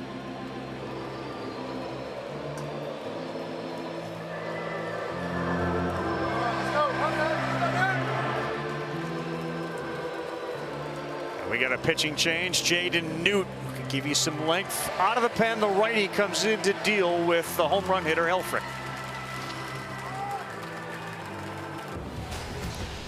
Welcome back, everybody. The Men's College World Series brought to you by Wendy's new Frosty flavors, and there are a bunch of them, whether it's brownie batter, strawberry frosty, Oreo brownie, Pop-Tart strawberry. You pick your favorite flavor, and those things are going to be wildly popular in Omaha this weekend when the temperatures drift into the triple digits. Helfrich got all frosty here, man, against the pitcher as he rode one straight out to center field into the hat of the fan. Hog heaven. And Ryder's home run, the only run in this game. 15th homer of the season. Pitching change, first one of the night. Likely to be the first one of a handful for both teams. The 228-pound, 6'4" redshirt sophomore of Oak Park, California. You're looking at Jaden Newt. This kid's got pretty good stuff, Berkey. We got a chance to see him in Hoover, I believe, in the semifinals against Ole Miss, and threw pretty well. Went 4 innings, struck out 7 in that one, gave up a couple runs, but it's low to mid 90s. It can get up there with a very good changeup as well. Zach Cowan was really good, especially coming off a start where he wasn't in the regionals. He didn't get out of the 2nd inning, but tonight, man, you're LSU, you would take this every single time. Pitch into the 6th, leave just down 1-0 and really give the Tigers a chance. He last pitched on June 1st against Little Rock.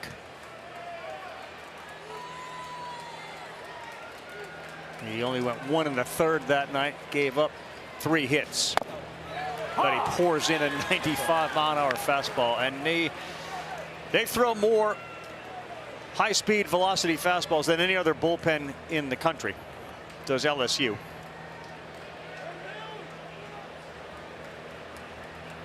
But you got to be careful. Ryder Helfrich with a homer. He lifts this one to right. This one is deep. It is at the track now and caught out there a few feet shy of the wall. Got underneath it, but you saw the strength again of Helfrich.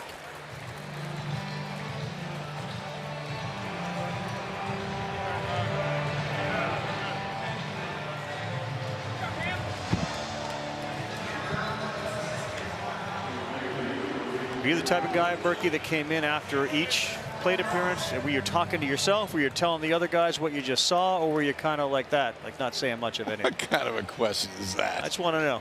Well, I'll let Kyle guess. Go ahead. Words per minute were high? Let me tell you who I don't think you were. And then you can, since we didn't play together, I don't know. Go ahead. I would assume that you were telling everybody what exactly what happened in your at bat, and then trying to help them as to what happened in yours, what maybe they could do in theirs. Is that fair? Yeah. It depends on how mad I was. I might have had to have a meeting like with the trash can or the bat rack first, because sometimes those things. It's a cooling off period. That's right. Sometimes you need a little cooling off, but I generally find the guy in the dugout, there's usually just one that actually watched my at-bat. So I'm a verbal processor, KP. I don't know if you know that. No, I had no clue. I need to find somebody that could empathize with me. Verbal processor. Yes, I'll remember that. Yeah. Koschel swings and misses. Yep, and the delayed steal pays off as Maxwell goes down to second base. That was run perfectly. Well, delay steal gets you a couple hops.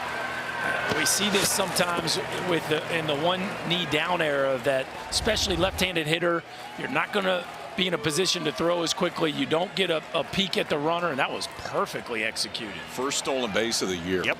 Then that one gets by. He will go to third now with 2 outs. And another one of those. And Arkansas will have a 2-0 lead. A delayed steal, the first steal this season for Logan Maxwell for a team that has only 54 all year.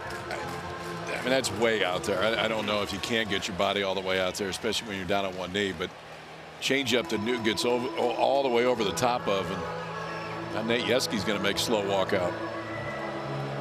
Oh, it's that front foot. Yeah. That spike didn't catch.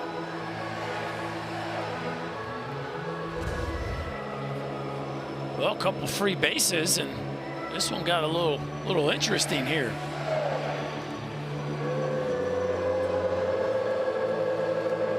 It's crazy when these two teams play in a night to where it feels like an offensive environment. A run doesn't seem like a lot. Right now, another run seems like a lot. It's a great point. It's been a problem for them. 0 for 5 tonight. The opening round game, 0 for 12. The only hitless game this season. It's just the one big hit that can turn the whole game on its head. Newt explained, you could read his lips, slipped. Well, Ravi, you do a lot of hoops. These guys in those big games, they sit around and hope their team catches fire from 3. Yeah. These college head coaches, big league managers, and these just somebody get a hit with a runner and score. You're helpless to a degree because you get these opportunities. Somebody's got to get a big situational hit. You got to give the hit sign. That's it. That's a great point. It's the time just to give the hit sign. What a moment we got here, possibly, with Koschel up, the Omaha kid who we've seen his family, his father, who's a member of the grounds crew. He grew up going to Rosenblatt, knows the history of the College World Series as well as any person playing in the College World Series. He's got a huge run down there at third and a 2-2 count, and he pops it foul and out of play.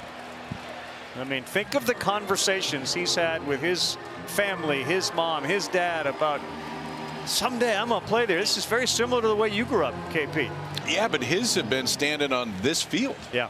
I mean, standing with his dad after a game, and yeah, I saw him during the regular season. He said, I'm gonna go home this year.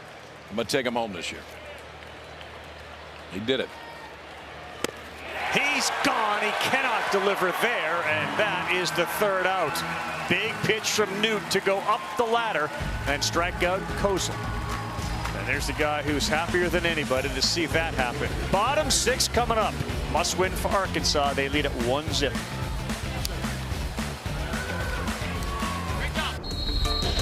On the bus, got field trip.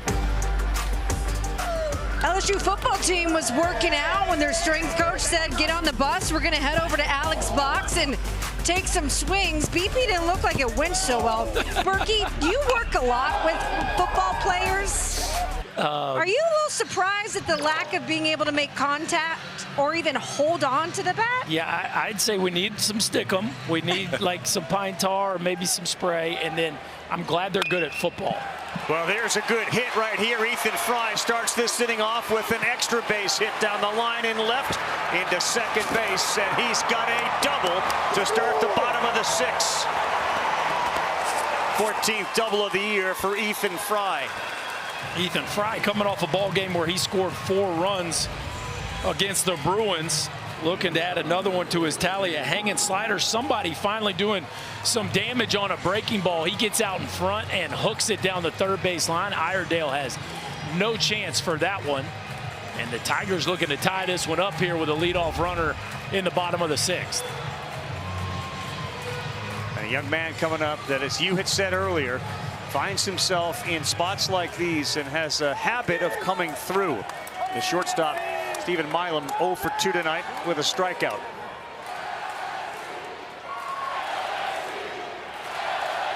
Third hit of the night. That's it for LSU.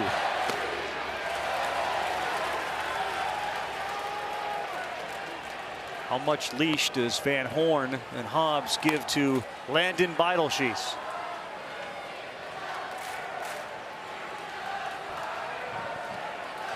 Gabe Gackel is the first to get warm this inning. Way inside, that hit him. Yeah, that hit him. Milam is going to go to first, back to second base is going to go Fry, but now it gets to be a little quicker in the minds of the pitcher. This is where the decision gets tough. It's a 1-0 game. Milam, I think, was trying to sell us a little bit that it didn't hit him because he wanted a base runner to go to third base, but clearly it does. It just glanced off the top of his shoe there, it looked like. And that'll be it. They will go to Gackel. There is no tomorrow if you don't win this one, and that is exactly why Gackel's going to come trotting in. Gackel was a stud the other night when Root struggled. He came in and was dominant. His hope is he can do the same again from Van Horn and Hobbs. He's inheriting a no-out, 2-runner-on situation in a game they got to win in the 6th, leading 1-0.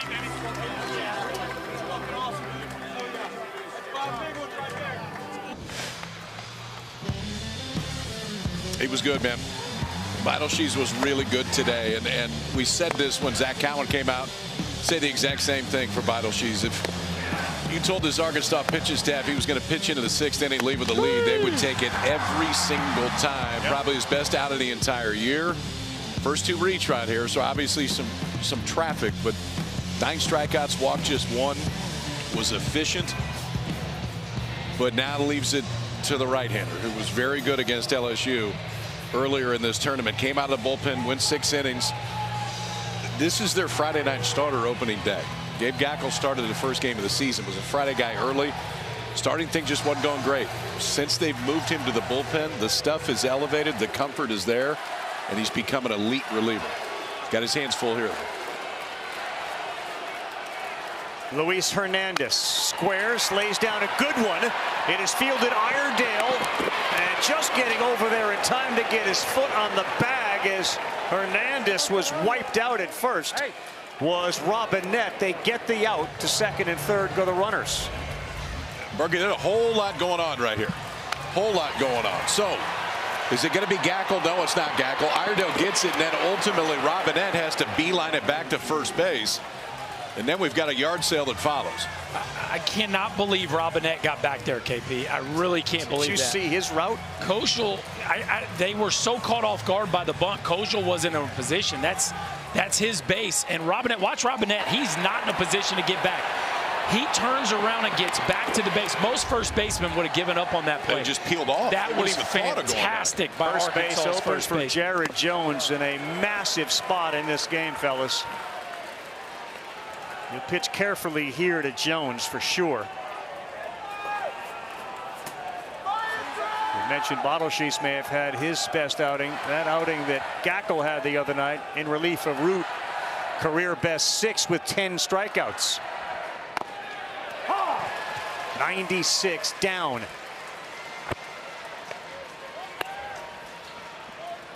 See, Mr. George Jones, the father of Jared Jones. Talk about families dealing with the ups and downs of their players. 1-1. How about that? 96 to 87. And you know, Jones is known for his power, but the infield's back. You're down a run. This is where you need contact. Put the ball in play. And this is not a typical shorten up and put the ball in play kind of hitter. But here is where you got to be able to move the baseball. He won't. He's gone. Gackel does what they need him to do when he picks up the strikeout. of Jared Jones. Okay, so strike with that fastball that just holds at the bottom and then 2 straight hammers to follow it. And that was the best one. Slider that starts on the outside part, ends at the knees just off the plate. Jones swings through both of them, and that'll get the left-hander fired up. 2 quick outs for Gackel. That was well done.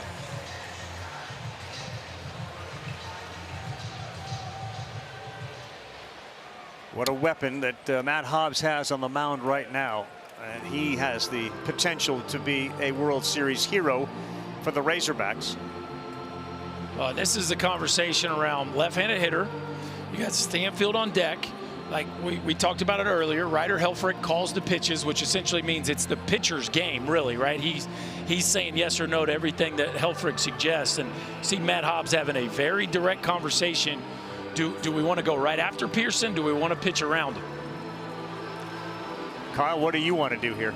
Well, I think it speaks to your stuff, and you have to be careful in these situations not to let competitiveness totally take over. Because if his stuff matches up better with a righty or a lefty, then you do that, and that's exactly what they're doing right here.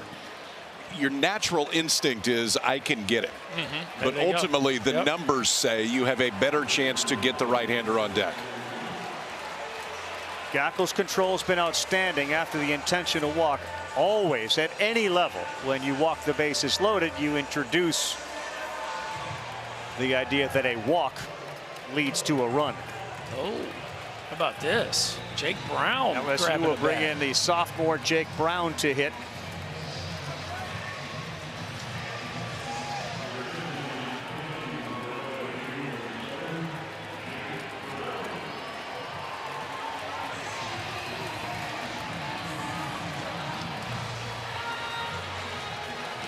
Just for frame of reference, in LSU's last game, Jake Brown hit 4th.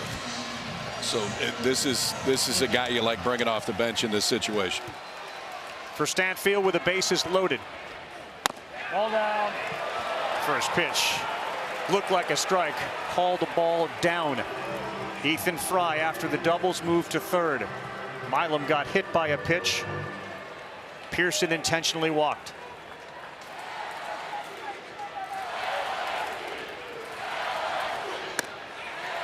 Gets the call there. 96. Pressure on Gackel to even it up. 1 ball, 1 strike. I'm really surprised Jake Brown wasn't ready to swing the bat right there. That was a fastball right down Broadway in a 1-0 count. The sophomore sends this one to left center. It looks like it's going to get down, and it does. It brings in Fry and Milam, and the pinch hitter, Jake Brown, delivers. The Tigers on top 2-1. We now know what Jake Brown can do for you. That is big-time clutch hit. Slider that didn't slide. And the manager's pressing some buttons now. Yeah, he is. You walk Josh Pearson to get to the right-handed hitting Stanfield, and Jay Johnson not afraid to take his center fielder out of the ball game and use his best left-handed bullet off the bench. And what a move there by Jay Johnson to pinch hit Jake Brown, who pays it off with a 2 RBI single. And not done yet. Runners on the corners for Daniel Dickinson as Gackel gets hit.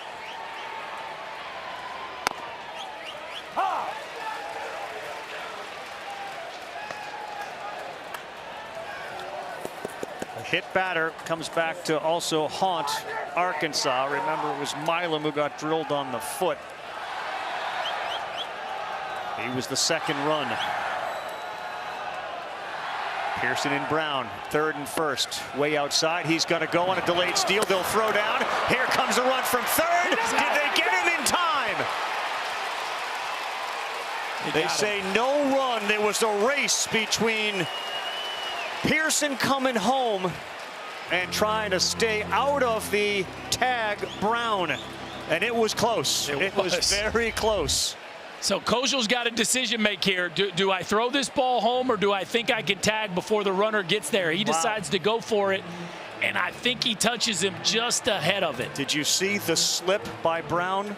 Brown tried to put the brakes on, and his foot slipped. And as a result, it allowed Kojal to go back and get him a little quicker.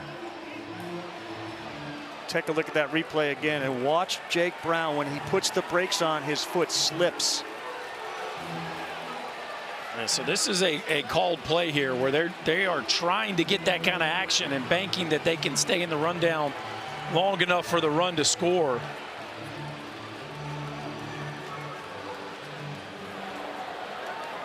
LSU is challenged that the run did not score at time of the attempt at the runner. The play is under review.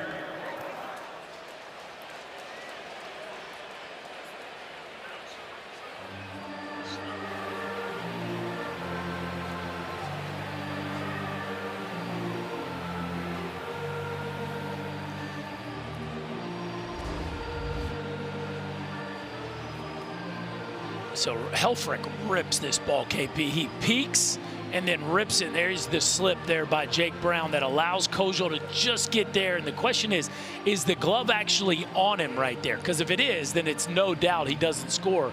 But he kind of fell late and clipped him on the foot too. Does he touch him here?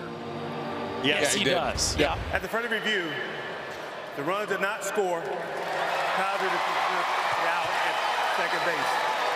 LSU loses one challenge. I love the strategy by both coaches. The arms they're using. The pinch hit by Jake Brown delivers the Tigers to the top. They lead it 2-1 as we head to the 7th inning here in Omaha.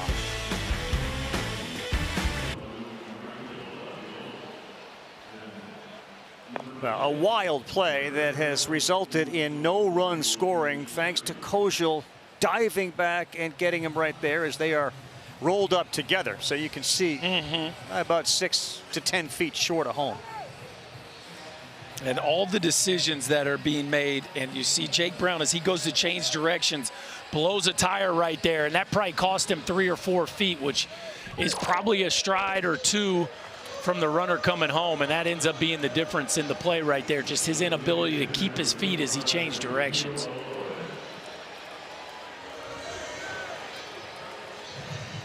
Now he goes to right, and Curiel is in center. Goes to center. Yep. You're watching next year's center fielder right now. And Pearson is in left. So Pearson, Curiel, and Brown around the outfield left to right. And a big swing from Kuhio Aloy.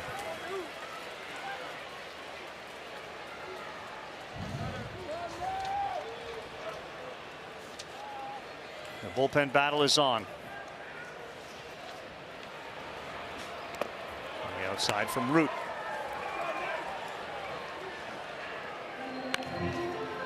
Newt, I should say. Brown against Arkansas in 25 is 6 for 9, 2 homers and 7 RBIs.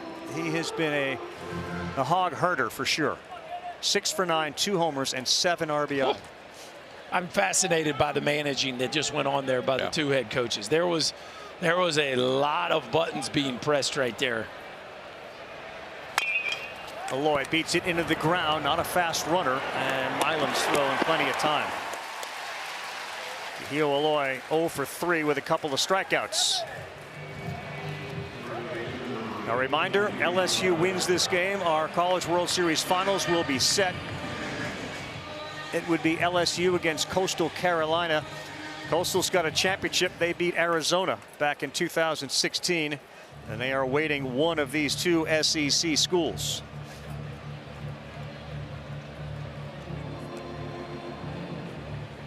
Jay Shores ready to come in the game. The power arm.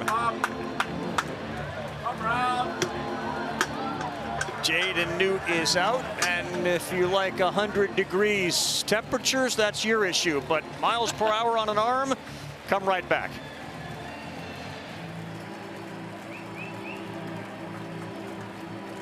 Well, we'll have the College World Series Game 2 on Sunday, and then that night, Mets and Phillies, our ESPN Sunday night baseball game in Philadelphia. 2 teams separated by 2 games in the National League East. And it may get a little smaller after tonight. The Mets currently trailing the Atlanta Braves 4-0, and the Philadelphia Phillies leading their game against Miami 4-2. Some major league arm on the mound in Chase Shores, guys. Yeah, he's going to run it up there. I mean, it should be 100 or north tonight for Shores. It's a big time fastball, and It's the first place everybody goes. Pretty good slider, too. I think that's the one thing to watch is for that fastball to play up as much as possible.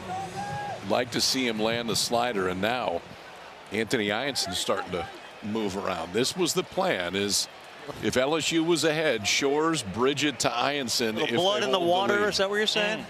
Hey, man, they don't want to play tomorrow. Blood in the water. They are going to do, if they've got the lead, they're going to do everything they can to close it out right now. Well, this is a great matchup here because you got a guy that sitting dead red could put one out of this ballpark, and Robinette. Start him off with heat or a slider. A slider.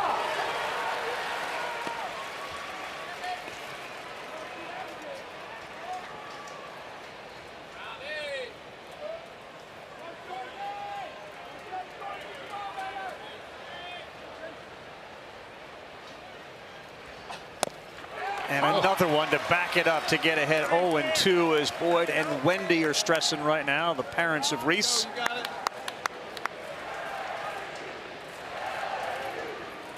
And now Chase Shores has options.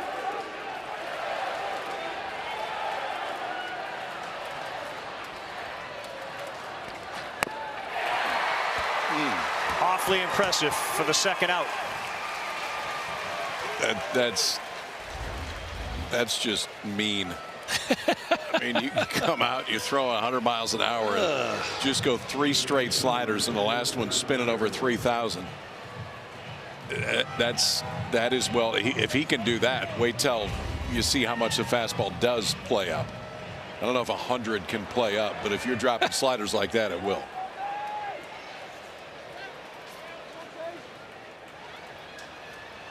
And now Iredale.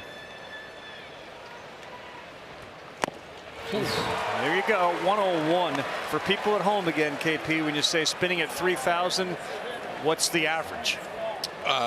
Probably 2,600. Okay. We're right in there. I mean, it's spinning. I mean, it's not as simple as just what it spins at, but if he spins it right.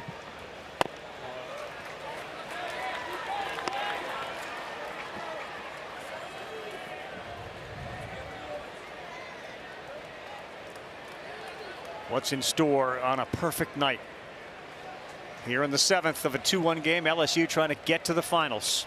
Arkansas needs a win, and Iredale checks and holds. That's a great check right there. And you talk about having to make a swing decision in the blink of an eye. Guys throwing 101 and ripping 89 to 91 mile an hour sliders. Really nice job there by Iredale to not chase. He looks big on the mound because he is big. He's 6'8", 252 out of Midland, Texas.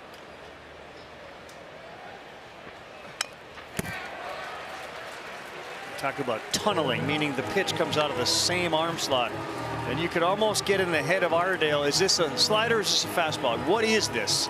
And it's so hard to make a decision when that pitch is 101 miles an hour. That's what it's all about. That's why everybody's chasing velocity, because you put the hitter in such a bind by how quickly they have to make a decision on ball or strike, and if they see the spin of the breaking ball or not.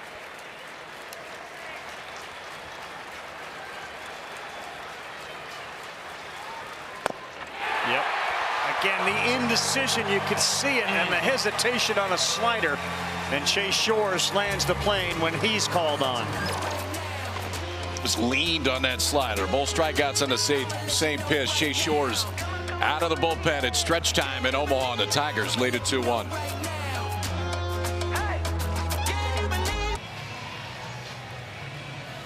Welcome back to Omaha with Chris Budden, Kyle Peterson, Chris Burke, Carl Ravitch here. And we just saw an awfully impressive inning from Chase Shores, who on the season now has 66 strikeouts. He's accomplished that in now 60 innings of work. You got 2 guys on the mound between Gackle and Shores who are going to be at the next level.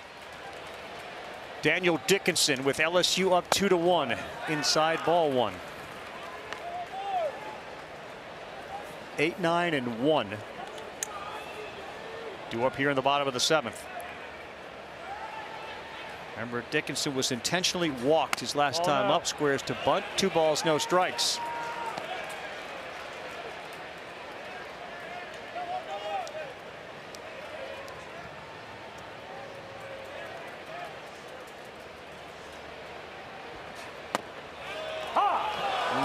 strike call. Dickinson didn't think so, but it's 2 balls and 1 strike.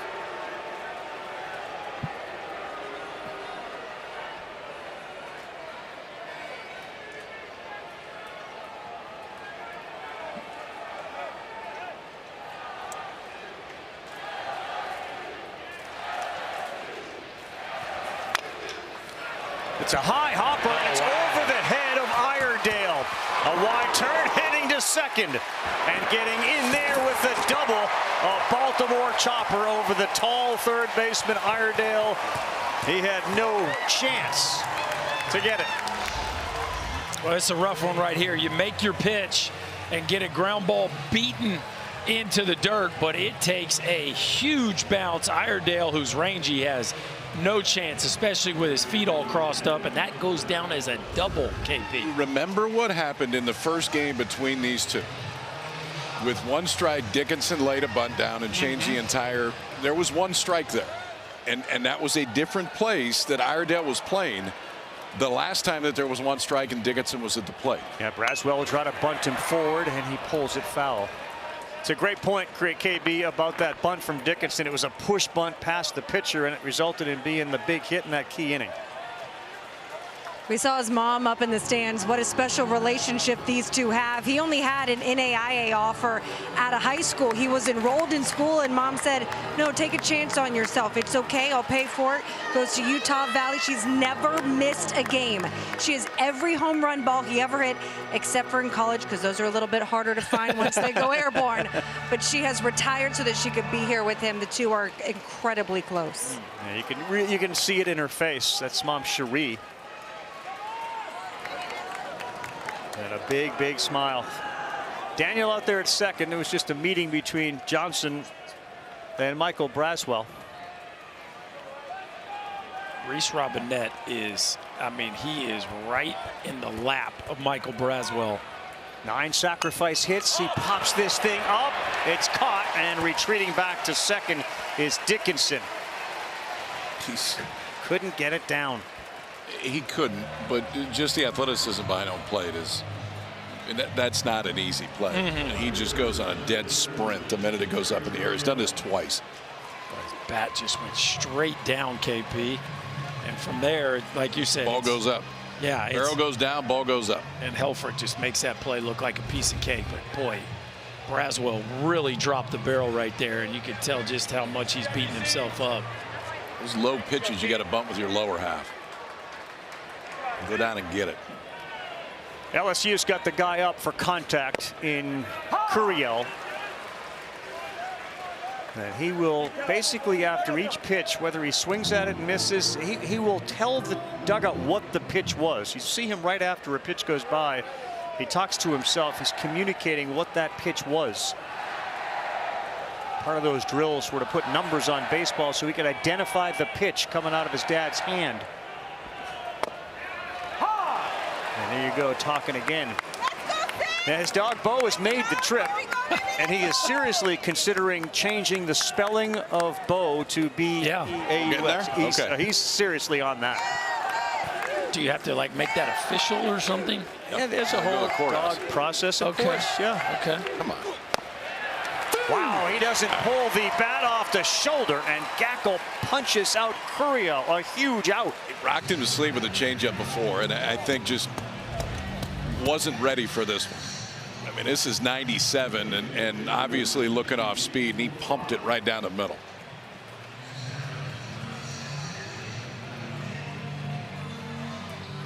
Well, obviously a huge runner standing out there at second base. Dickinson off a double. Here's Fry, who doubled his last time up. Gackle locked in here with a strike to get ahead. Helfrich does such a nice job with those pitches on the bottom outside edge. I mean, that pitch is right on the edge, and he gets it for his hurler.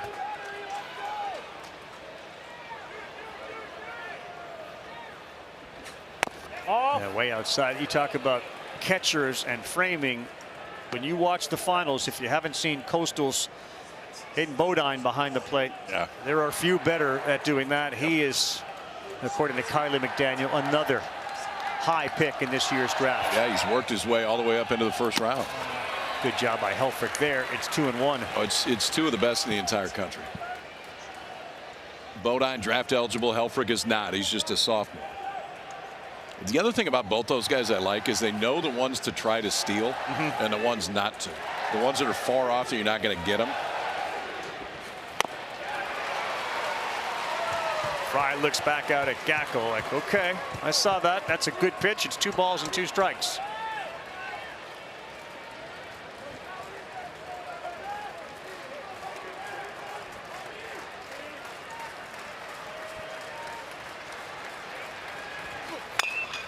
He reaches out, touches it to right towards the line, and it's going to be foul by a few feet.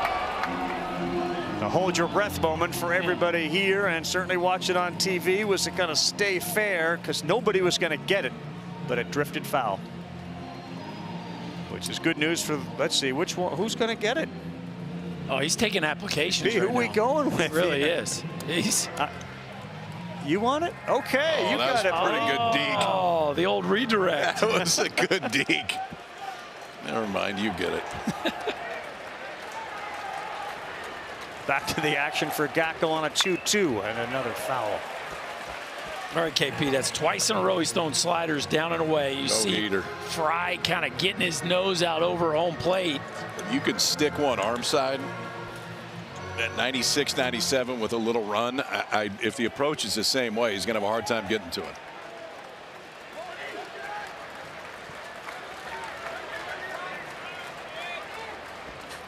Ball in. Ooh. Missed location a little bit. And as good as Helfrich is, he couldn't bring it back into the zone quick enough to convince Fagan that was a strike. So we go full. That was an accident. Yeah. The old backup breaking ball that went begging off the inside edge. 3-2. Dickinson starts to move and he fouls another one off.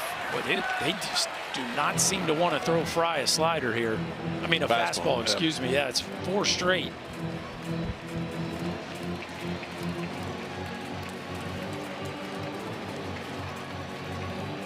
The 9th pitch of the at-bat starts to move the advantage to the hitter, having seen so many of those sliders. Dickinson is off second. 3-2 and another foul. That time it was the fastball at 97. That was the spot. That was the spot you're looking for.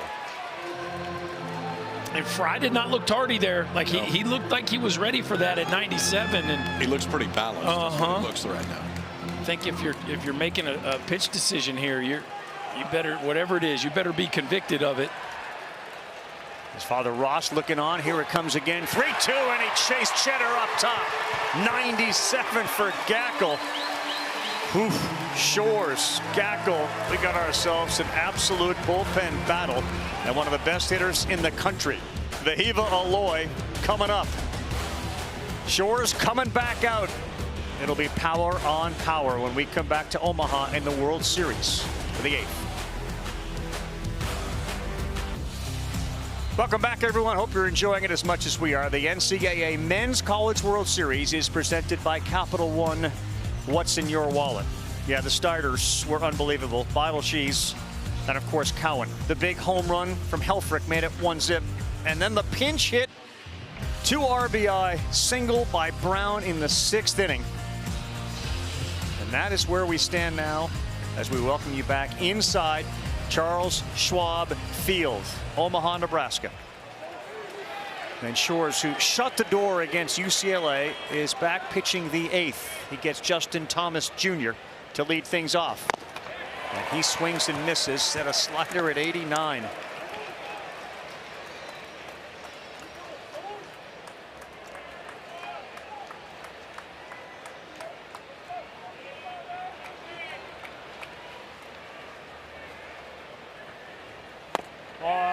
That's a little high. The mindset of the LSU teammates when Shores comes in.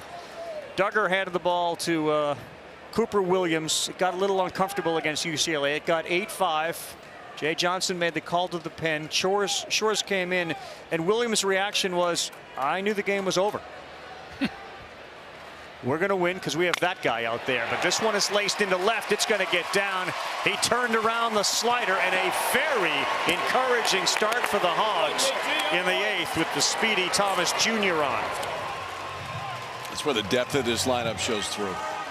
He's been Justin so Thomas good. Jr. at the bottom. I mean, his OPS is 950 on the year. He's hitting 9th.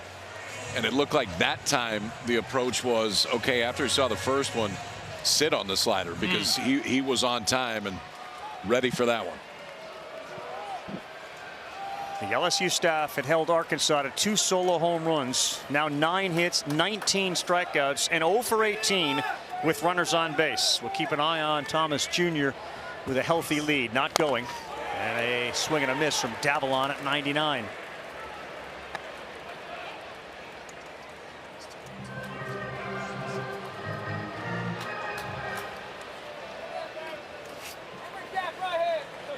The LSU pen is bubbling with activity. 6 stolen bases on the year. Not going again. Davalan to the seats. It's a tough dilemma here. I mean, you got a pitcher that can be slow to the plate, but also throws 100. It's throwing 100. So fastball up becomes almost a impossible scenario to steal the base. You also have your 2 best hitters up here, right? Yep. So you don't want to be overly aggressive with Davalan and Aloy.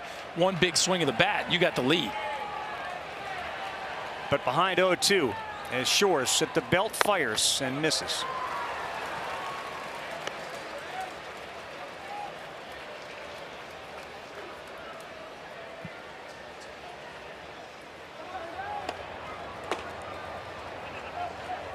Interesting. So it's not Ianson up there now throwing the baseball. Instead, it's a lefty and a righty.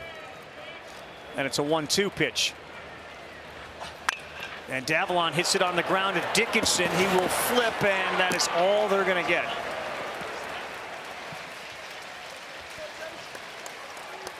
I'm not real sure what that was from Daniel Dickinson. That was some of the weirdest mechanics.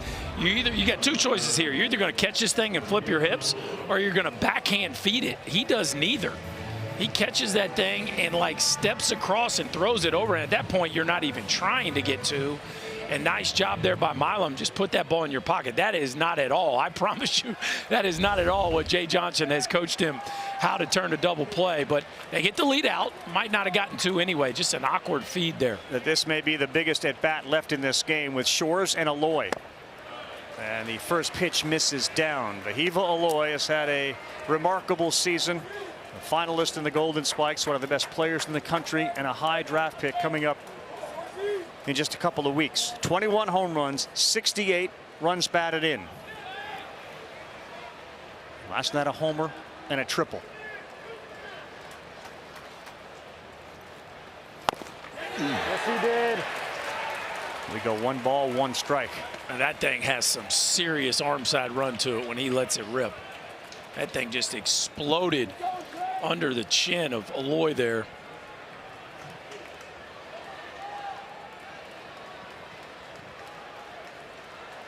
From Hawaii, Maui, to Fayetteville, to Omaha.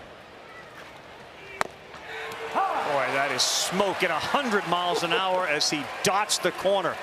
Run one under his chin and then a paint piece on the edge. That's a tough sequence to handle for the right-handed hitting Aloy.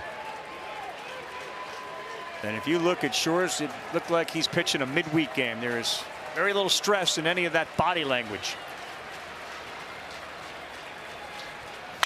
He set him up, he threw him a slider, and he's able to get that bat on it. Aloy, a single into left, first and second. He sped up the bat, and Vahiva came through. Continues to deliver with 2 strikes. Been doing it all year. Slider down the way, easy take. There's that fastball up and in. Then a paint on the edge, and he's back looking for that slider. Keeps his nose down, rips it into left field. Just a really nice job of covering the bottom of the zone and getting in his legs. And here come the Hogs, KP. Hey, now both hits in this inning have been on the slider. And both times they have been on time and ready for it. Fastballs, the swings have not been great. They haven't looked comfortable, but The swings on the slider this inning have looked different. A little blooper can get a run in. It's Logan Maxwell. Couple of singles already, and he swings. It's 0-1.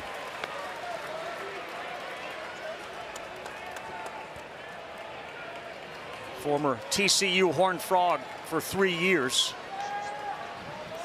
For a long time this year, Maxwell has led this team in hitting about .360.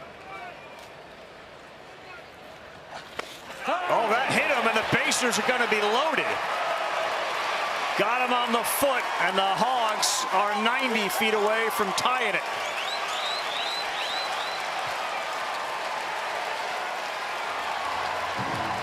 Double barrel in that LSU bullpen, and they're not just playing catch either. I feel like both that are up right now are situational for this inning. If LSU gets through this with the lead, then Ianson probably stands up and gets ready.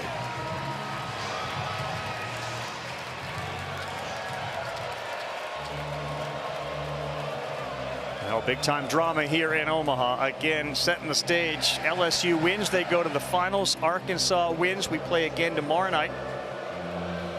The double play can get you out of the inning. A hit can give Arkansas the lead.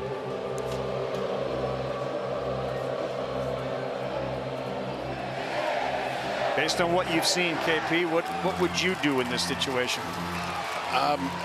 You're in a bit of a bind here, because if you watch Chase Shore's last inning, you want every bit of him. If you watch him this inning, it's been a little bit different. Some of it is just the approach for Arkansas. I understand leaving him in right here because from a pure stuff standpoint, it may be the best stuff in the building right now. But ultimately, I still think if you're Arkansas, you take the same approach. Pick one of them, whatever it is, and lean on it. So far, their best swings in this inning have been picking the slider and going after it. And the best swing of the game has come off this guy's bat. Ryder Helfrich, a home run in the 4th. Loaded with Hogs. And that ball was blocked by Hernandez. Another one in the dirt from Shores. And from a catching standpoint, you're expecting a breaking ball in the dirt to block. A fastball in the dirt and that far out is rare, especially at 99 miles an hour. And all you can do is just kind of drop your body on it and hope it hits you square. He caught and called the no-hitter. He's got a home run in this game.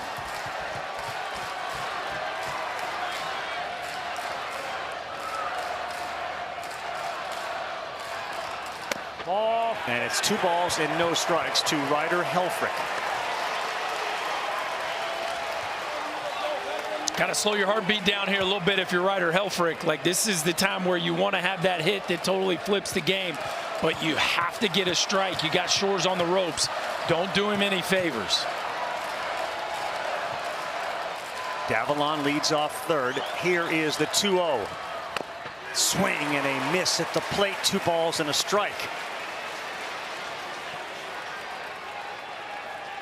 I thought you were talking to everybody that's watching and sitting here. You got to lower your heartbeat a little bit. All of us. So much on the line with each pitch. And a high bounder to third, to second for 1, to first. No, it's dropped. We're tied. And here comes the run from third. Arkansas now leads it.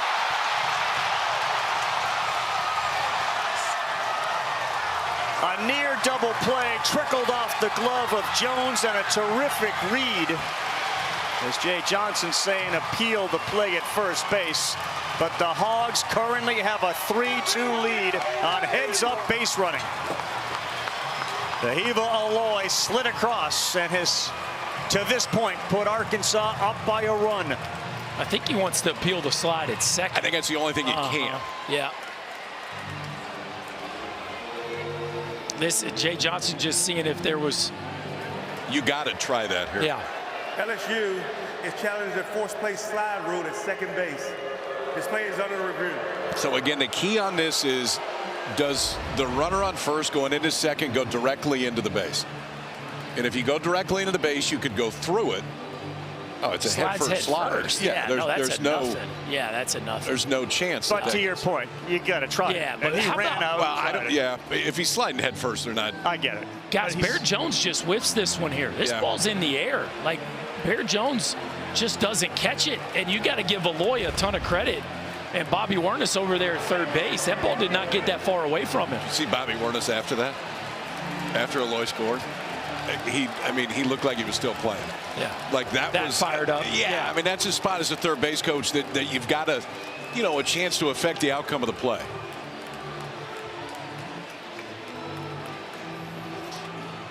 We're waiting for the call to see if it's confirmed. We believe it will be a legal slide. After further review, the play at second base is confirmed. The runner's out. There's no interference. LSU has no challenges remaining. And Arkansas has the lead. What a play. This could have been a 5-4-3. Braswell to Dickinson, and Dickinson makes a decent feed. I think he's going to be out. And Bear Jones just whiffs it. Lloyd puts the gas pedal down. Bobby Wernes, the third base coach, sending him the whole way. And the Hogs take the lead on a ground ball to third, Jaw. Not exactly how you draw it up, but works just the same.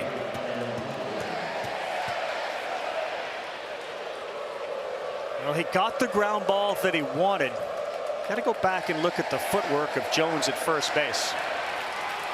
Definitely looked awkward over there. It looked like he was unsure whether it was going to the dirt or to catch it in the air, and it just went off the end of his glove.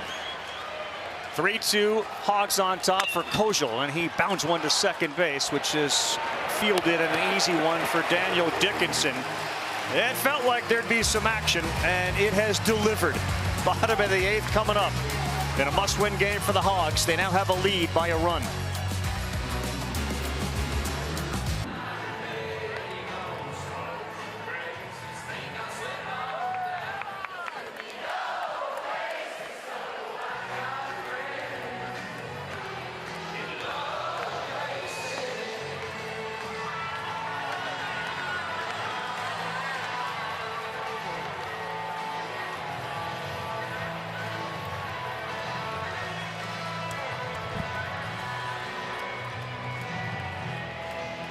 All right, SVP, thank you. Did you hear what the price tag was for the Bus family? That last moment? For the Lakers? I saw that Stu Sternberg's thinking about selling the Rays. I don't think he's getting 10B for it. Whoa. That's a fine day. Like somebody calling and saying, so you're willing to sell your house? Yeah, for $10 billion. Okay, sure. $10 billion sold. No, 10B, yes. That's coming up on SportsCenter with SVP. He's bouncing around from the NBA Finals back to his home office. And now back here in Omaha. What a game. Arkansas's regained the lead 3-2.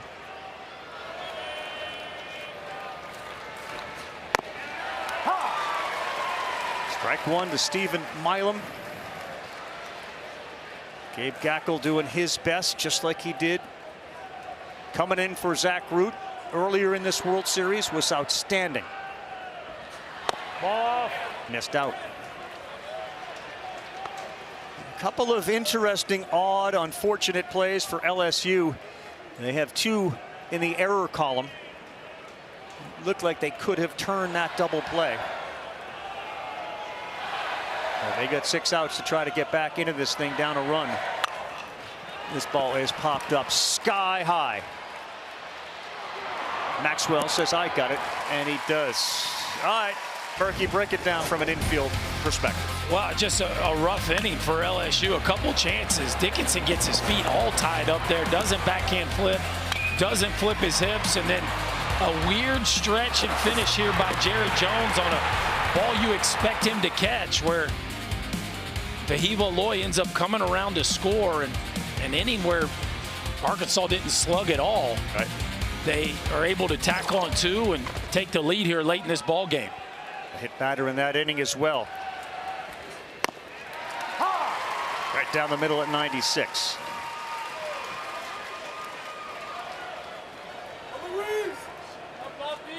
Hernandez to be followed by Jared Jones.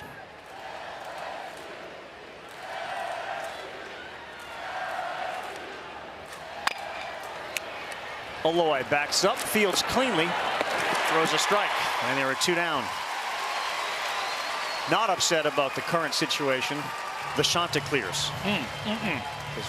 If this ends with Arkansas winning, then you go into a likely use. I guess Ianson starts, right? So that's a pitcher that's off the board. Well, and Cade Anderson's going to be available. I mean, he'd be on big league rest tomorrow. Sure.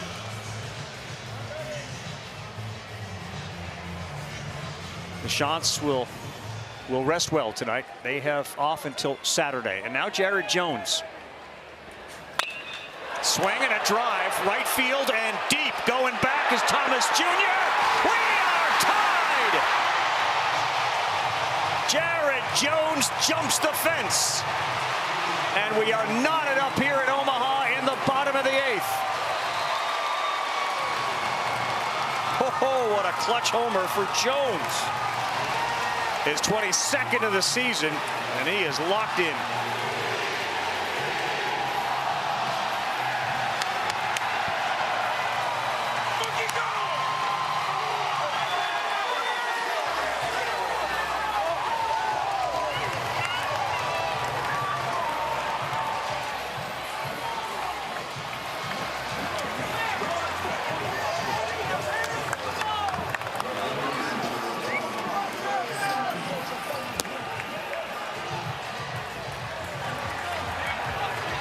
You serious about clutch home runs? One of the all-time great home run hitters in LSU history just delivered a monster shot. 22nd of the year to tie it in the bottom of the 8th. It's got to feel pretty good after not catching that ball at first base. I mean, it feels good regardless, but he knows he should have been able to finish that one off. Shaking his head right there. 2 outs and nobody on, and the Bear delivers. You know, the wind that we talked about early in the game has kind of died. That's just strength right there. It's similar to the home run I hit the other night. It was blowing out much harder than it is currently, but a huge home run in the history of LSU.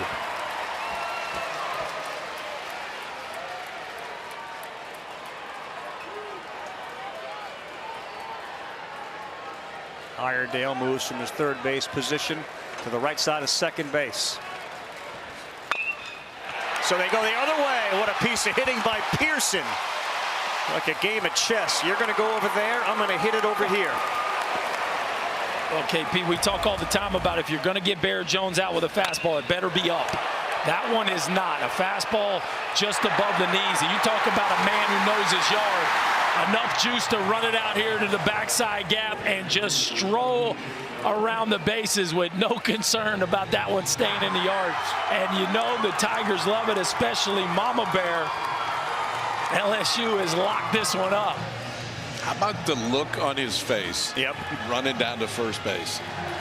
I mean, a combination of probably a little bit of relief and then just pure excitement about one swing tying it up. Strike one to Jake Brown, who had the big hit, knocked in 2 in the 6th inning.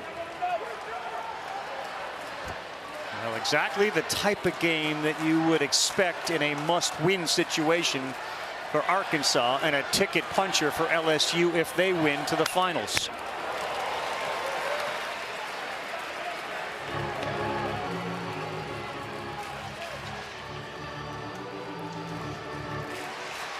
What does LSU do with their pitching in the 9th inning, assuming it stays 3-3? It would appear that Shores is going back out.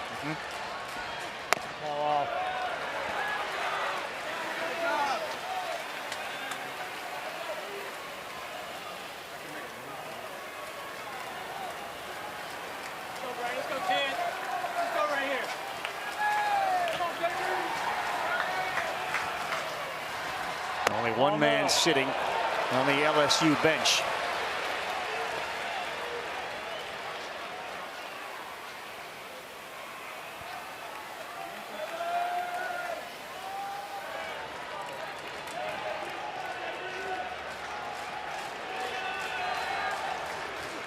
Oh no. Count goes full to Brown on Gackel's 44th pitch of the night. A nice take right there, and now the runner will be moving here in a full count, and this is where this big ballpark, you could maybe even score on a single here. Outfield's playing super deep. Runner's going to be off with the pitch. Maxwell's got his feet on the warning track in right. Runner goes, that's ball 4, and the go-ahead run moves to second base.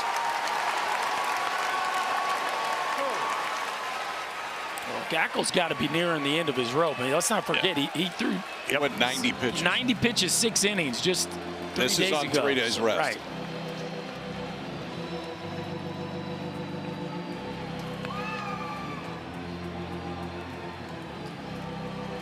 But they're not getting them. No, Matt Hobbs is generally not the one that's going to make a change. If he's going out, it's usually to have a discussion as opposed to point down that bullpen.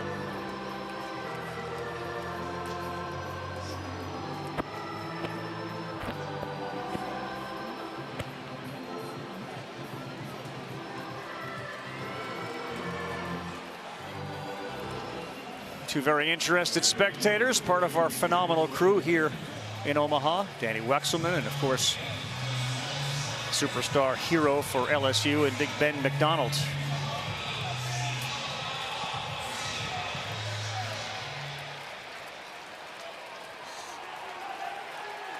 Daniel Dickinson. When they got to the Supers, he said, "This is the reason I came to LSU." He doubles down on that when you're at the College World Series.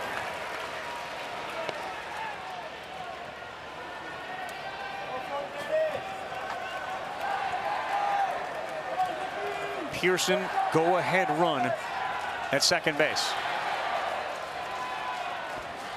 Inside. 1 ball, 1 strike.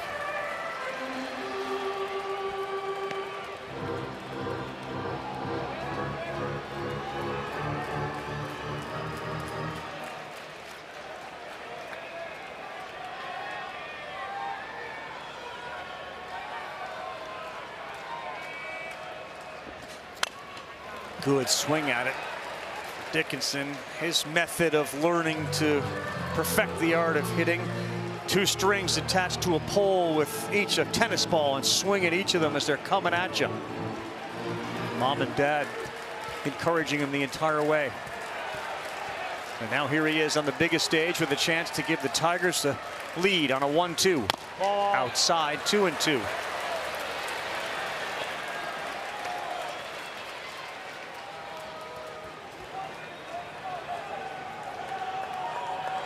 I would think this is Gackle's last hitter regardless. If he doesn't get him, I think they will go get him. And even if he does, I don't think he'll come out for the ninth. Now you can hear him for the first time grunt on 97, and he missed to go full 3-2. Yeah, the command definitely has seemed a little wobbly here down the stretch.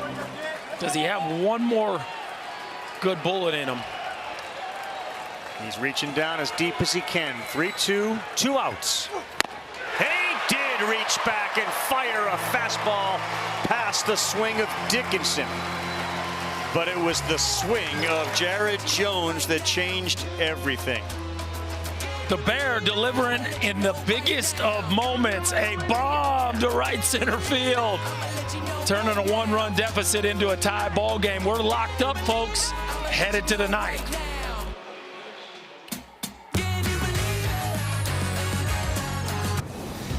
Take a look at the Capital One rewarding performance. And there were just so many of them given the big hits that were necessary in this game. Arkansas grabbed themselves a lead. A little shaky infield play right there, but guess what? After Aloy touched home, the guy at first base who had that one go off his glove made sure the one he hit would never end up in the glove. A game-tying 3-run blast after Arkansas got 2 in the top. LSU plates 1.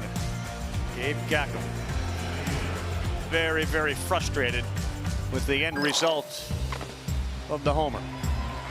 Needless to say, we are back to square one. 3-3 going to the 9th inning. Kahio Aloy. The Shore stays in. And swings has been late. But it's been a frustrating World Series with a couple of strikeouts and a ground out to the shortstop for Kahio.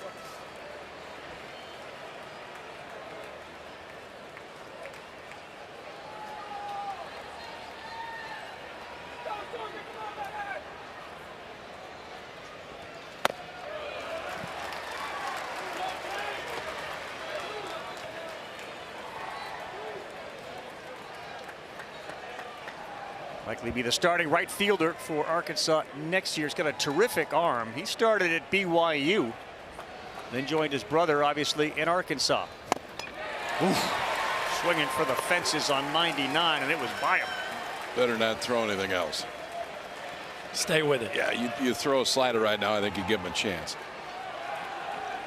I mean, that is very well located arm side, and it has a ton of run. On the ground, Milam, nice play, and he's able to get the out. That time Jared Jones swatched it into his glove like he was playing egg catch. He wasn't going to let that by him or break. He kind of waited as long as he could right there. Milam's got a range a long ways glove side, then throw it on the run. Bear's got to go get it. He kind of going to let that one travel and then pop the bare hand in there just to make sense. Yeah, the claw finishes it off right now. The Bear with the claw right at the end. Cover this bad boy right up. Yeah. You don't see a lot of two-handed picks over at first, but hey. You do an inning after what just happened. That's right. It's an out. Shores and Robinette. He's feeling really, really good, and that is easy 101 mile an hour velocity.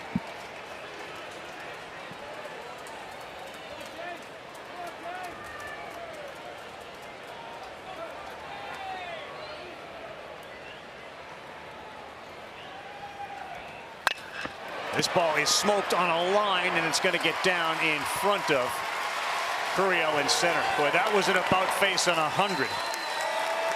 Hard single for Robinette. We've been talking about all ball game, y'all. They are just playing really deep. This is not a late in the ball game kind of thing. This is just where they're playing, and a ball that gets out there, I don't know, 350 feet or so, falls for a knock. Remember, too, Curiel has not played center field hardly at all this year. Now, he is a natural center fielder and will be moving forward. And I don't think they're doing it out of protection. I think they're doing it. They've done it all game. Yes. Whoever was out there. But if you're playing normal depth, he may have a chance to catch that. Now, of course, you're playing no doubles. For Iredale, the Australian Little League superstar swings and fouls one off. You don't really have to go no doubles when you've been playing the depth the whole game. Yeah, but you're already there. There's no change. Iredale out of the 8th spot, 14 homers, 57 runs batted in. A good look at just how deep the outfielders are. 375 to left center and right center, 408 to dead center. Gets the call at 100, and how about Shores just pumping in 100 mile an hour fastball after fastball.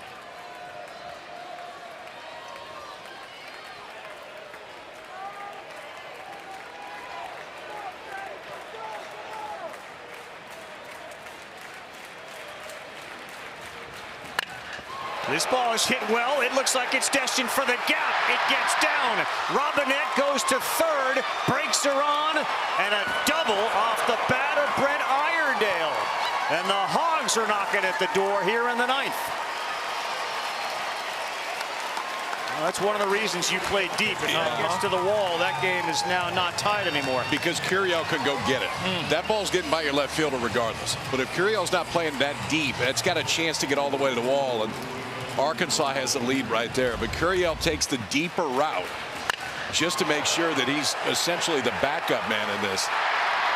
Is able to get to it and at least hold the base runners in second and third. But now, as Jay Johnson walks out, you would expect they're going to bring the infield in. Justin Thomas Jr. due up.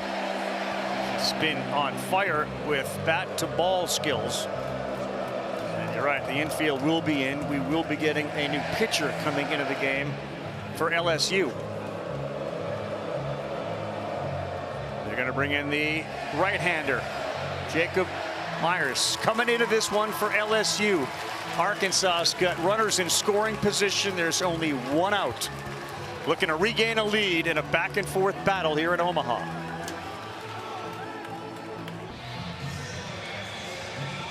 Well, all you could ask for on a wonderful College World Series evening here in Omaha, Nebraska. Arkansas and LSU, the SEC superpowers amongst many, but they are the two that are here, and it's a 3-3 ball game. The Razorbacks are knocking at the door. as Shores has come out. Chase Shores and his 100-mile-an-hour fastball. 2 innings. He's responsible for the 2 runners. He struck out 2, didn't walk anybody, and he gave up 1. And now you go to another guy who's known for a high-velocity fastball in Jacob Myers. Yeah, good. We got the guy out of there that throws 100. Now we get to face another guy that throws 100. Righties have had an issue with him this year. 0-30 is not necessarily what you're looking for. Throws about 80% fastballs, and he will run it up there. LSU's infield is in. We think about a push bunt. We swing it away. Robinette has a very small lead. He's swinging, and that gets through. A diving infielder at third. Robinette is in. Iredale is in, and the number 9 hitter, Justin Thomas Jr., delivers in the biggest spot possible. He is 8 for 14 at the World Series. Boys, that's one of the biggest hits in Arkansas history right there. You talk about being ready for an at-bat off a dude who doesn't throw a ton of strikes, a first-pitch breaking ball that is just begging to be blasted, and a rocket between short and third from JTJ puts the Hogs back on top. Jacob Myers had thrown 82% fastballs this year. Wow. You take that swing, you are going up there looking for a first pitch breaking ball, and he got it. 5-3 Arkansas. Davalan. Strike 1. How do you do that, Berkey? How do you take a kid that throws 82% fastballs and be ready to hit a slider? I think that's the old, like, man, I'm just ready to hit, and I see the spin early. I don't know that he's sitting slider as much as he's just ready for a strike. Braswell had no chance. That was a rocket, and he was in at third base. Davalan swings and misses there. He's just calling time because it hit his foot after he swung and missed. What a College World Series for Justin Thomas Jr.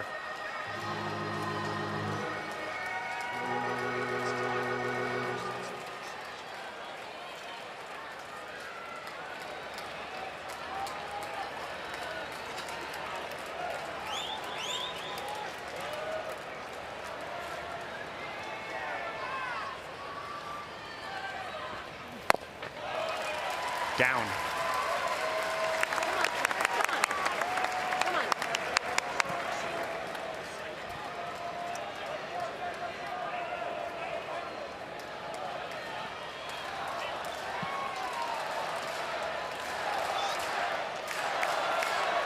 One-two to Davalan. JTJ goes, swing and a miss, throw down. It's into center field. He's up and he's off. As Curiel will pick it up and not try to throw to third. Davalan strikes out.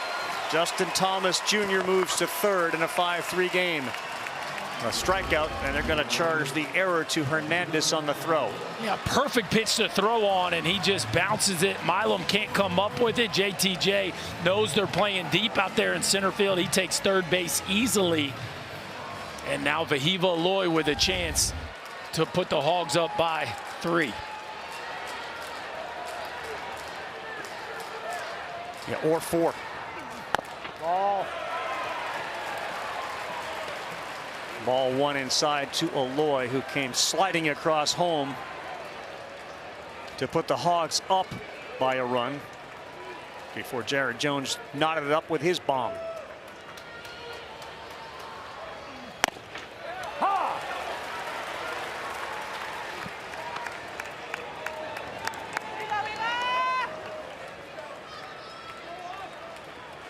Justin Thomas Jr. with the 8 hits, tied for the most at the College World Series. Oof, slider, he was way off there. Louisville's neighbors had 8 hits. Both of them are 9-hole hitters. Those are the 2 leaders in hits in Omaha. You never know.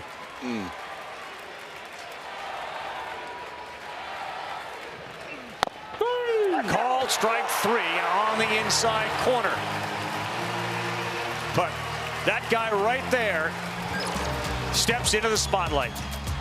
Justin Thomas Jr. had 2 on, and on 1 pitch changed the game. This LSU have a comeback in him in the 9th. I hear you. Charles Schwab Field in Omaha, Nebraska. They have seen a lot of memorable evenings, College World Series, and this is certainly one that is climbing the list of memorable games. About 4 runs for Arkansas in the 8th and 9th after scoring 1 up until that point. LSU rallied. They got a 2-1 lead. They scored 1 more, but now they find themselves having to dig out of a 2-run hole, and they're going to do it against a guy who is flat out filthy with his strikeout to walk numbers and his innings pitched. That's Cole Gibbler. 28+ innings, 56 strikeouts. Those numbers are accurate, by the way. That actually has happened for the freshman left-hander that year. That's almost 18 strikeouts for 9 innings. That doesn't really happen. He's only walked 11. Slider is the big one. When you see it, it doesn't really look like a slider, but he calls it a slider, and they don't hit it very often. Freshman at a big spot who has just 1 save this year. A reminder one more time, Coastal Carolina is, I mean, if you could imagine a lounge chair, a little sandwich, whatever you want to chill out. They won. They haven't lost yet. They don't play again until Saturday. And they're watching these 2 behemoths just pound each other and use some arms. If Arkansas hangs on, we'll be right back here on a Thursday night, the only game of the day, as John Pearson will step in as a pinch hitter, the freshman, looking to do some significant damage. And he's likely going to see this pitch that these guys were talking about. It's hard to describe. He bats in the 9 spot. It's a slider. He calls it a slider, like KP said. Sometimes it has more of a traditional shape like that one. Sometimes it kind of goes straight down or almost runs the opposite way like a screwball. It's just a very tough pitch to pick up.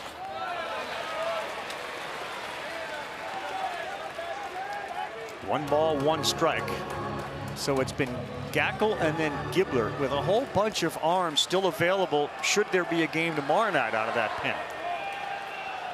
1-1 of the freshman. Almost hit him.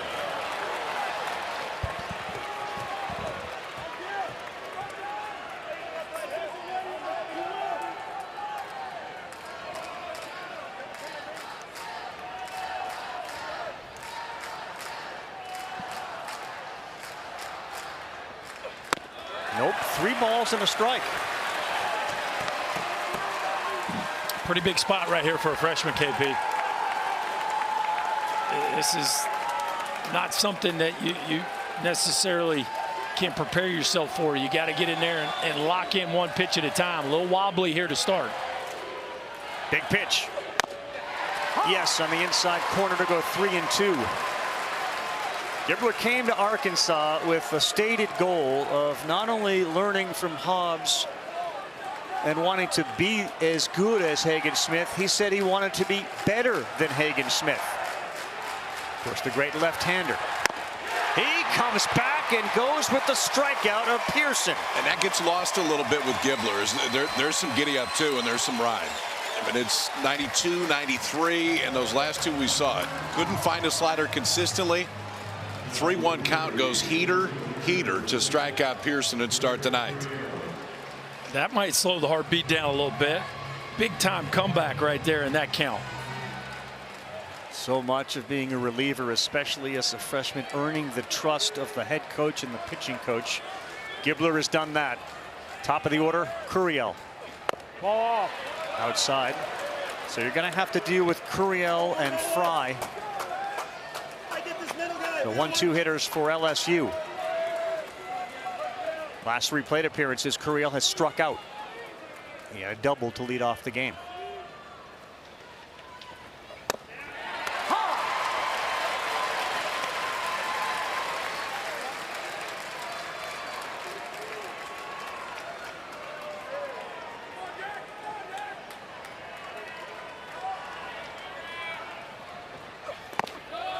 In the dirt.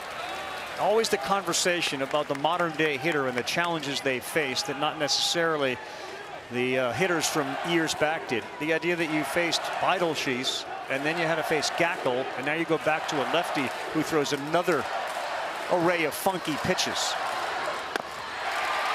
You're not seeing one guy, you're seeing three. And you don't get Curiel to go out of the zone very much in a 2-1 count. That shows you how good that slider can be.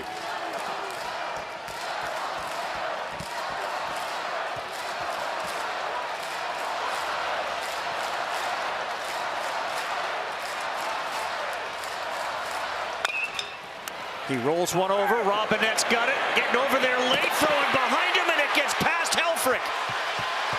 And Curiel is going to go to second base. Robinette, he roamed a little bit too far there, and late getting over was the freshman Gibbler. He had no chance. No, he was a step late getting off. So left-handers are going to fall to the third base side anyway. You can see that scissor kick gets him there. Now to the backhand side, it's got to be a perfect throw right by Robinette to have a chance, even if it is. I don't know that you do. This isn't Robinette's ball, KP. There you go.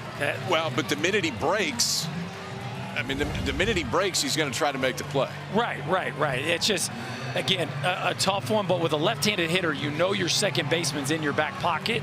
And even if you take a half step, we've already seen him retreat earlier in the game on a bunt, right? Even if you take this first half step to the ball, like, you got to put the brakes on. Once he goes that far, you're right, KP. Now he's got to make. Now you got to, yeah. At that point, you got to feel. I think even a good throw, he's safe, but you gave him an extra base as he throws that one way up the first base line.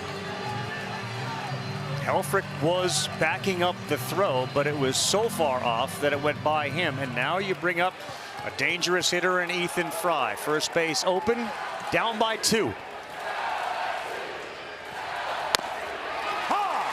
84 in there for a strike.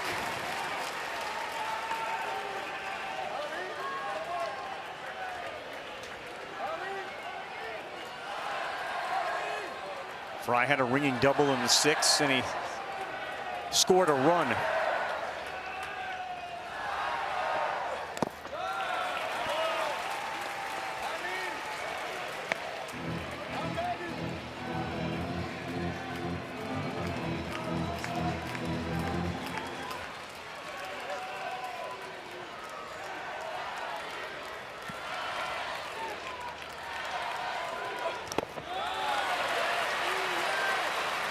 Gibbler does not yet have that pinpoint control that you're so used to seeing. He's fallen behind again, 2-1. They got double barrel action down there in that Arkansas bullpen, so they're ready to go to the next guy if Gibbler doesn't find his form.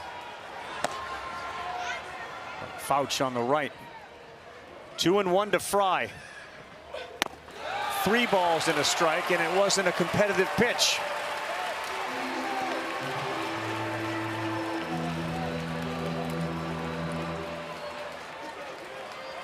Stephen Milam is the next batter due up for LSU, as there is anxiety on both sides.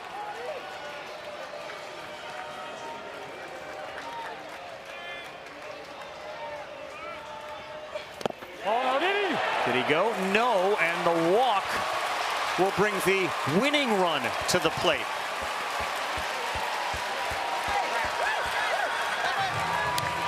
What do you think, boys? I think some of it is, do you want Milam from the right side of the plate, or do you want Milam from the left side of the plate? He's better from the left side. The right side is definitely his weaker side. That's why he's staying in. The 2 right-handers down there in the bullpen, Fouch and Jimenez.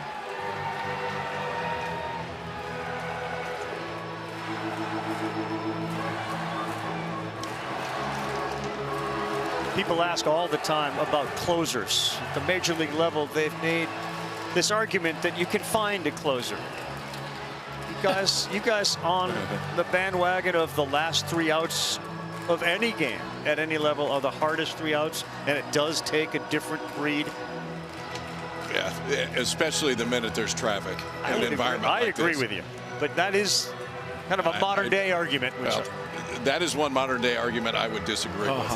All minds are not built for the 9th inning. I agree with you. And like you said, traffic, but also the stage, right? It's very different in postseason and elimination game. Well, he's been very different in the postseason as opposed to all other games, too. You said it earlier in this game, man. Milam just feels different in bigger games.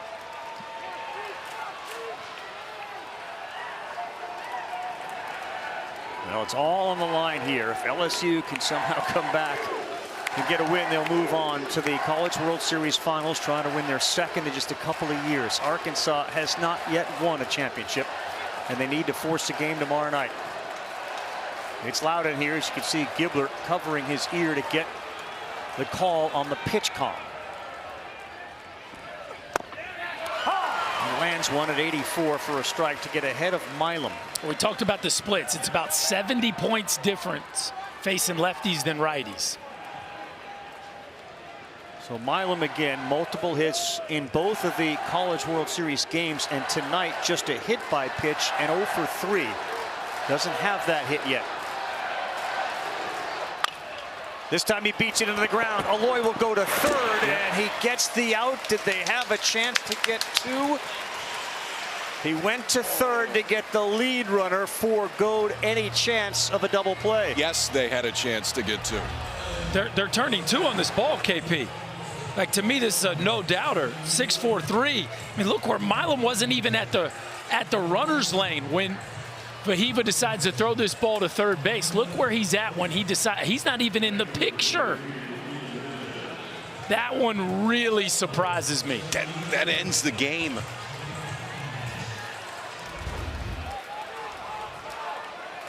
It's not only pitchers that feel a 9th inning. Luis Hernandez. Ball 1.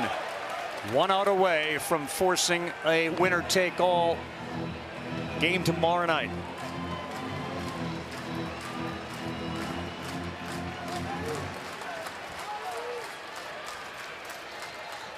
Gibler wants a new baseball.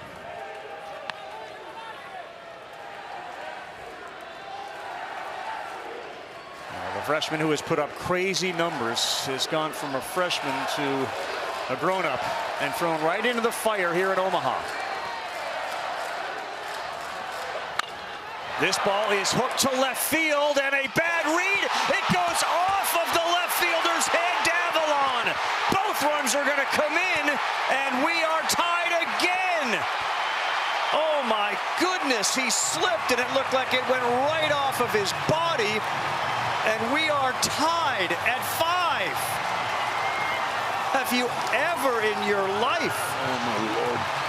This is, I mean, listen, it's hit hard. And it forces a tougher play out in left field for Davalan, but he's not quite sure right at the beginning.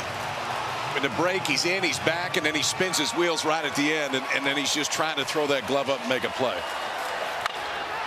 And you got to go out and hug that freshman left-handed right now, because it was a double play that would have ended the game. A ball off the bat, that is hit hard. That was 104 off the bat, but a play that should have been made in left, instead isn't. Dave Van Horn goes to the mound. We will play on. The Tigers have tied it at 5. Give Hernandez credit for putting it in play as hard as he did, but ultimately the freshman probably deserved a little bit better outcome than happened. Now, you can certainly make the case. There were 2 chances to end that game. On the ball to Aloy.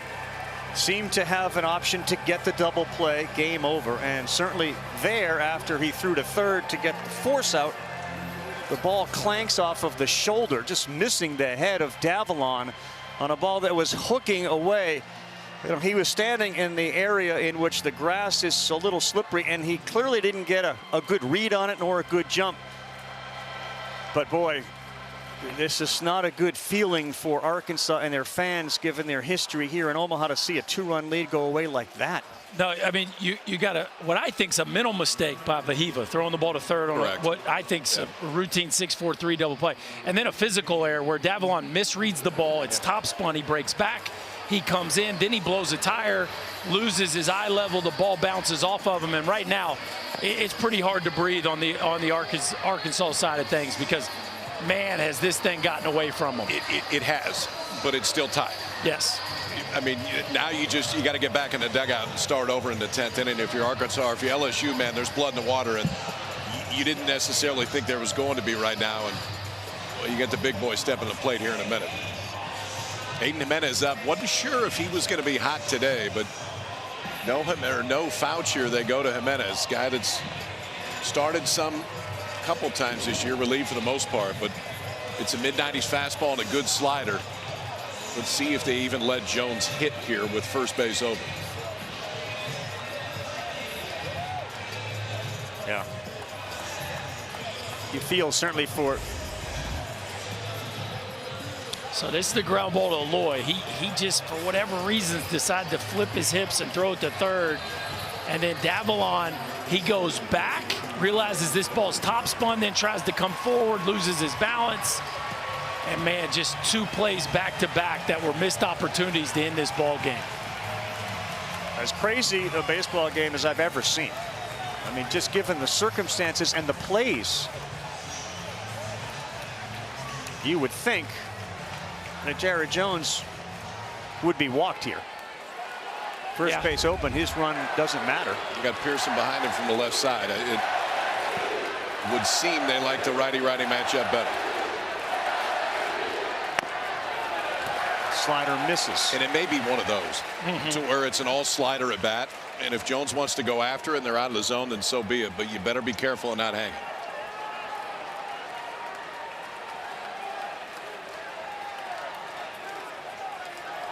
Jared Jones with a chance to put the Tigers into the finals. Well, it was close enough that he got a good swing at it, but he fouled it off. Jared Jones hit what at the time was a massive home run, his 22nd of the season in the 8th inning.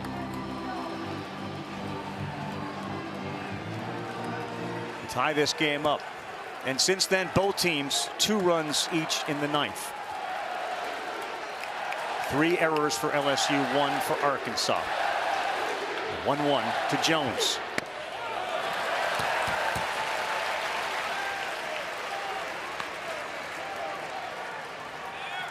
I don't think he's going to see anything else. I think it's slider down and away, slider down and away. If he wants to go after it, fine. If he doesn't, they're okay with him trotting down to first. Hernandez, you can see him there in the foreground. He is the winning run. He does get one to hit. It's off the glove of the second baseman, and here comes Hernandez. LSU is on to the finals. They pitched to Jones, and it bounced off the glove of Cam Kojal. And the Tigers are going back to the finals.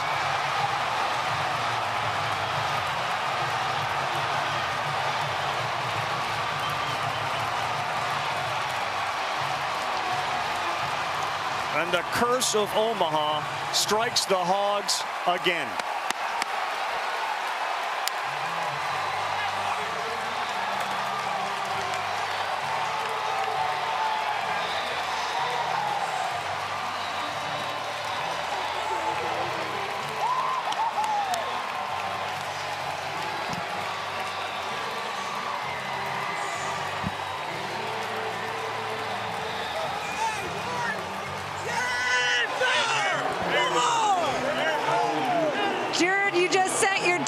Championship series. What were you looking for in that at bat? I don't know. Ball that I could hit. You know, that's all I cared about. Winning run right there on second base. God is good. How would you describe what happened in the bottom of the 9th? LSU baseball. I can't explain it. It's been the most magical 3 years of my life. It's just unbelievable. You got to be a part of this team in 2023, but now you play this vital role for this team. What has it meant to be able to propel your team to the championship series and 2 wins away from another national championship? It's unbelievable. And we were here, 2 years ago, tie ball game, bottom of the 9th. Tommy White hit a walk-off homer. So, I mean, it's unbelievable. Congratulations. We'll see you in a couple days. Thank you.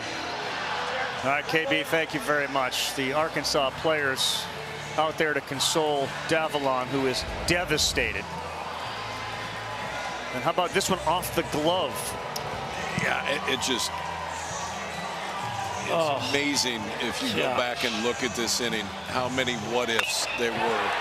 If you were Arkansas, and then ultimately for LSU, just keep putting a bat on it and see what happens. And 3 different times it looked like a play could have been made that would have ended, well, in this case, not ended the game, but kept it going. And instead, Jones got another slider. He got 4 in a row, and the last one he got was in a spot he could get enough barrel on it to just get it past the outstretched glove of Cam Kojal and end it. And congratulations to LSU. What a comeback. But, man, your heart just has to hurt for the Arkansas Razorbacks. What a team. What a season. And just a brutal way to finish it. 0-5 all-time in Omaha against LSU. And for Arkansas Razorback fans, they think back to the ball they didn't catch down the right field line, which would have helped them win a World Series a few years ago. And now you're going to look back on this inning as one of the wildest innings we've ever seen on a baseball field. We will see you tomorrow. We will not see you tomorrow night. We'll see you Saturday for game 1 of the finals. For Kyle Peterson, Chris Burke, Chris Budden, I'm Carl Ravitch, all in shock as we send it to SVP.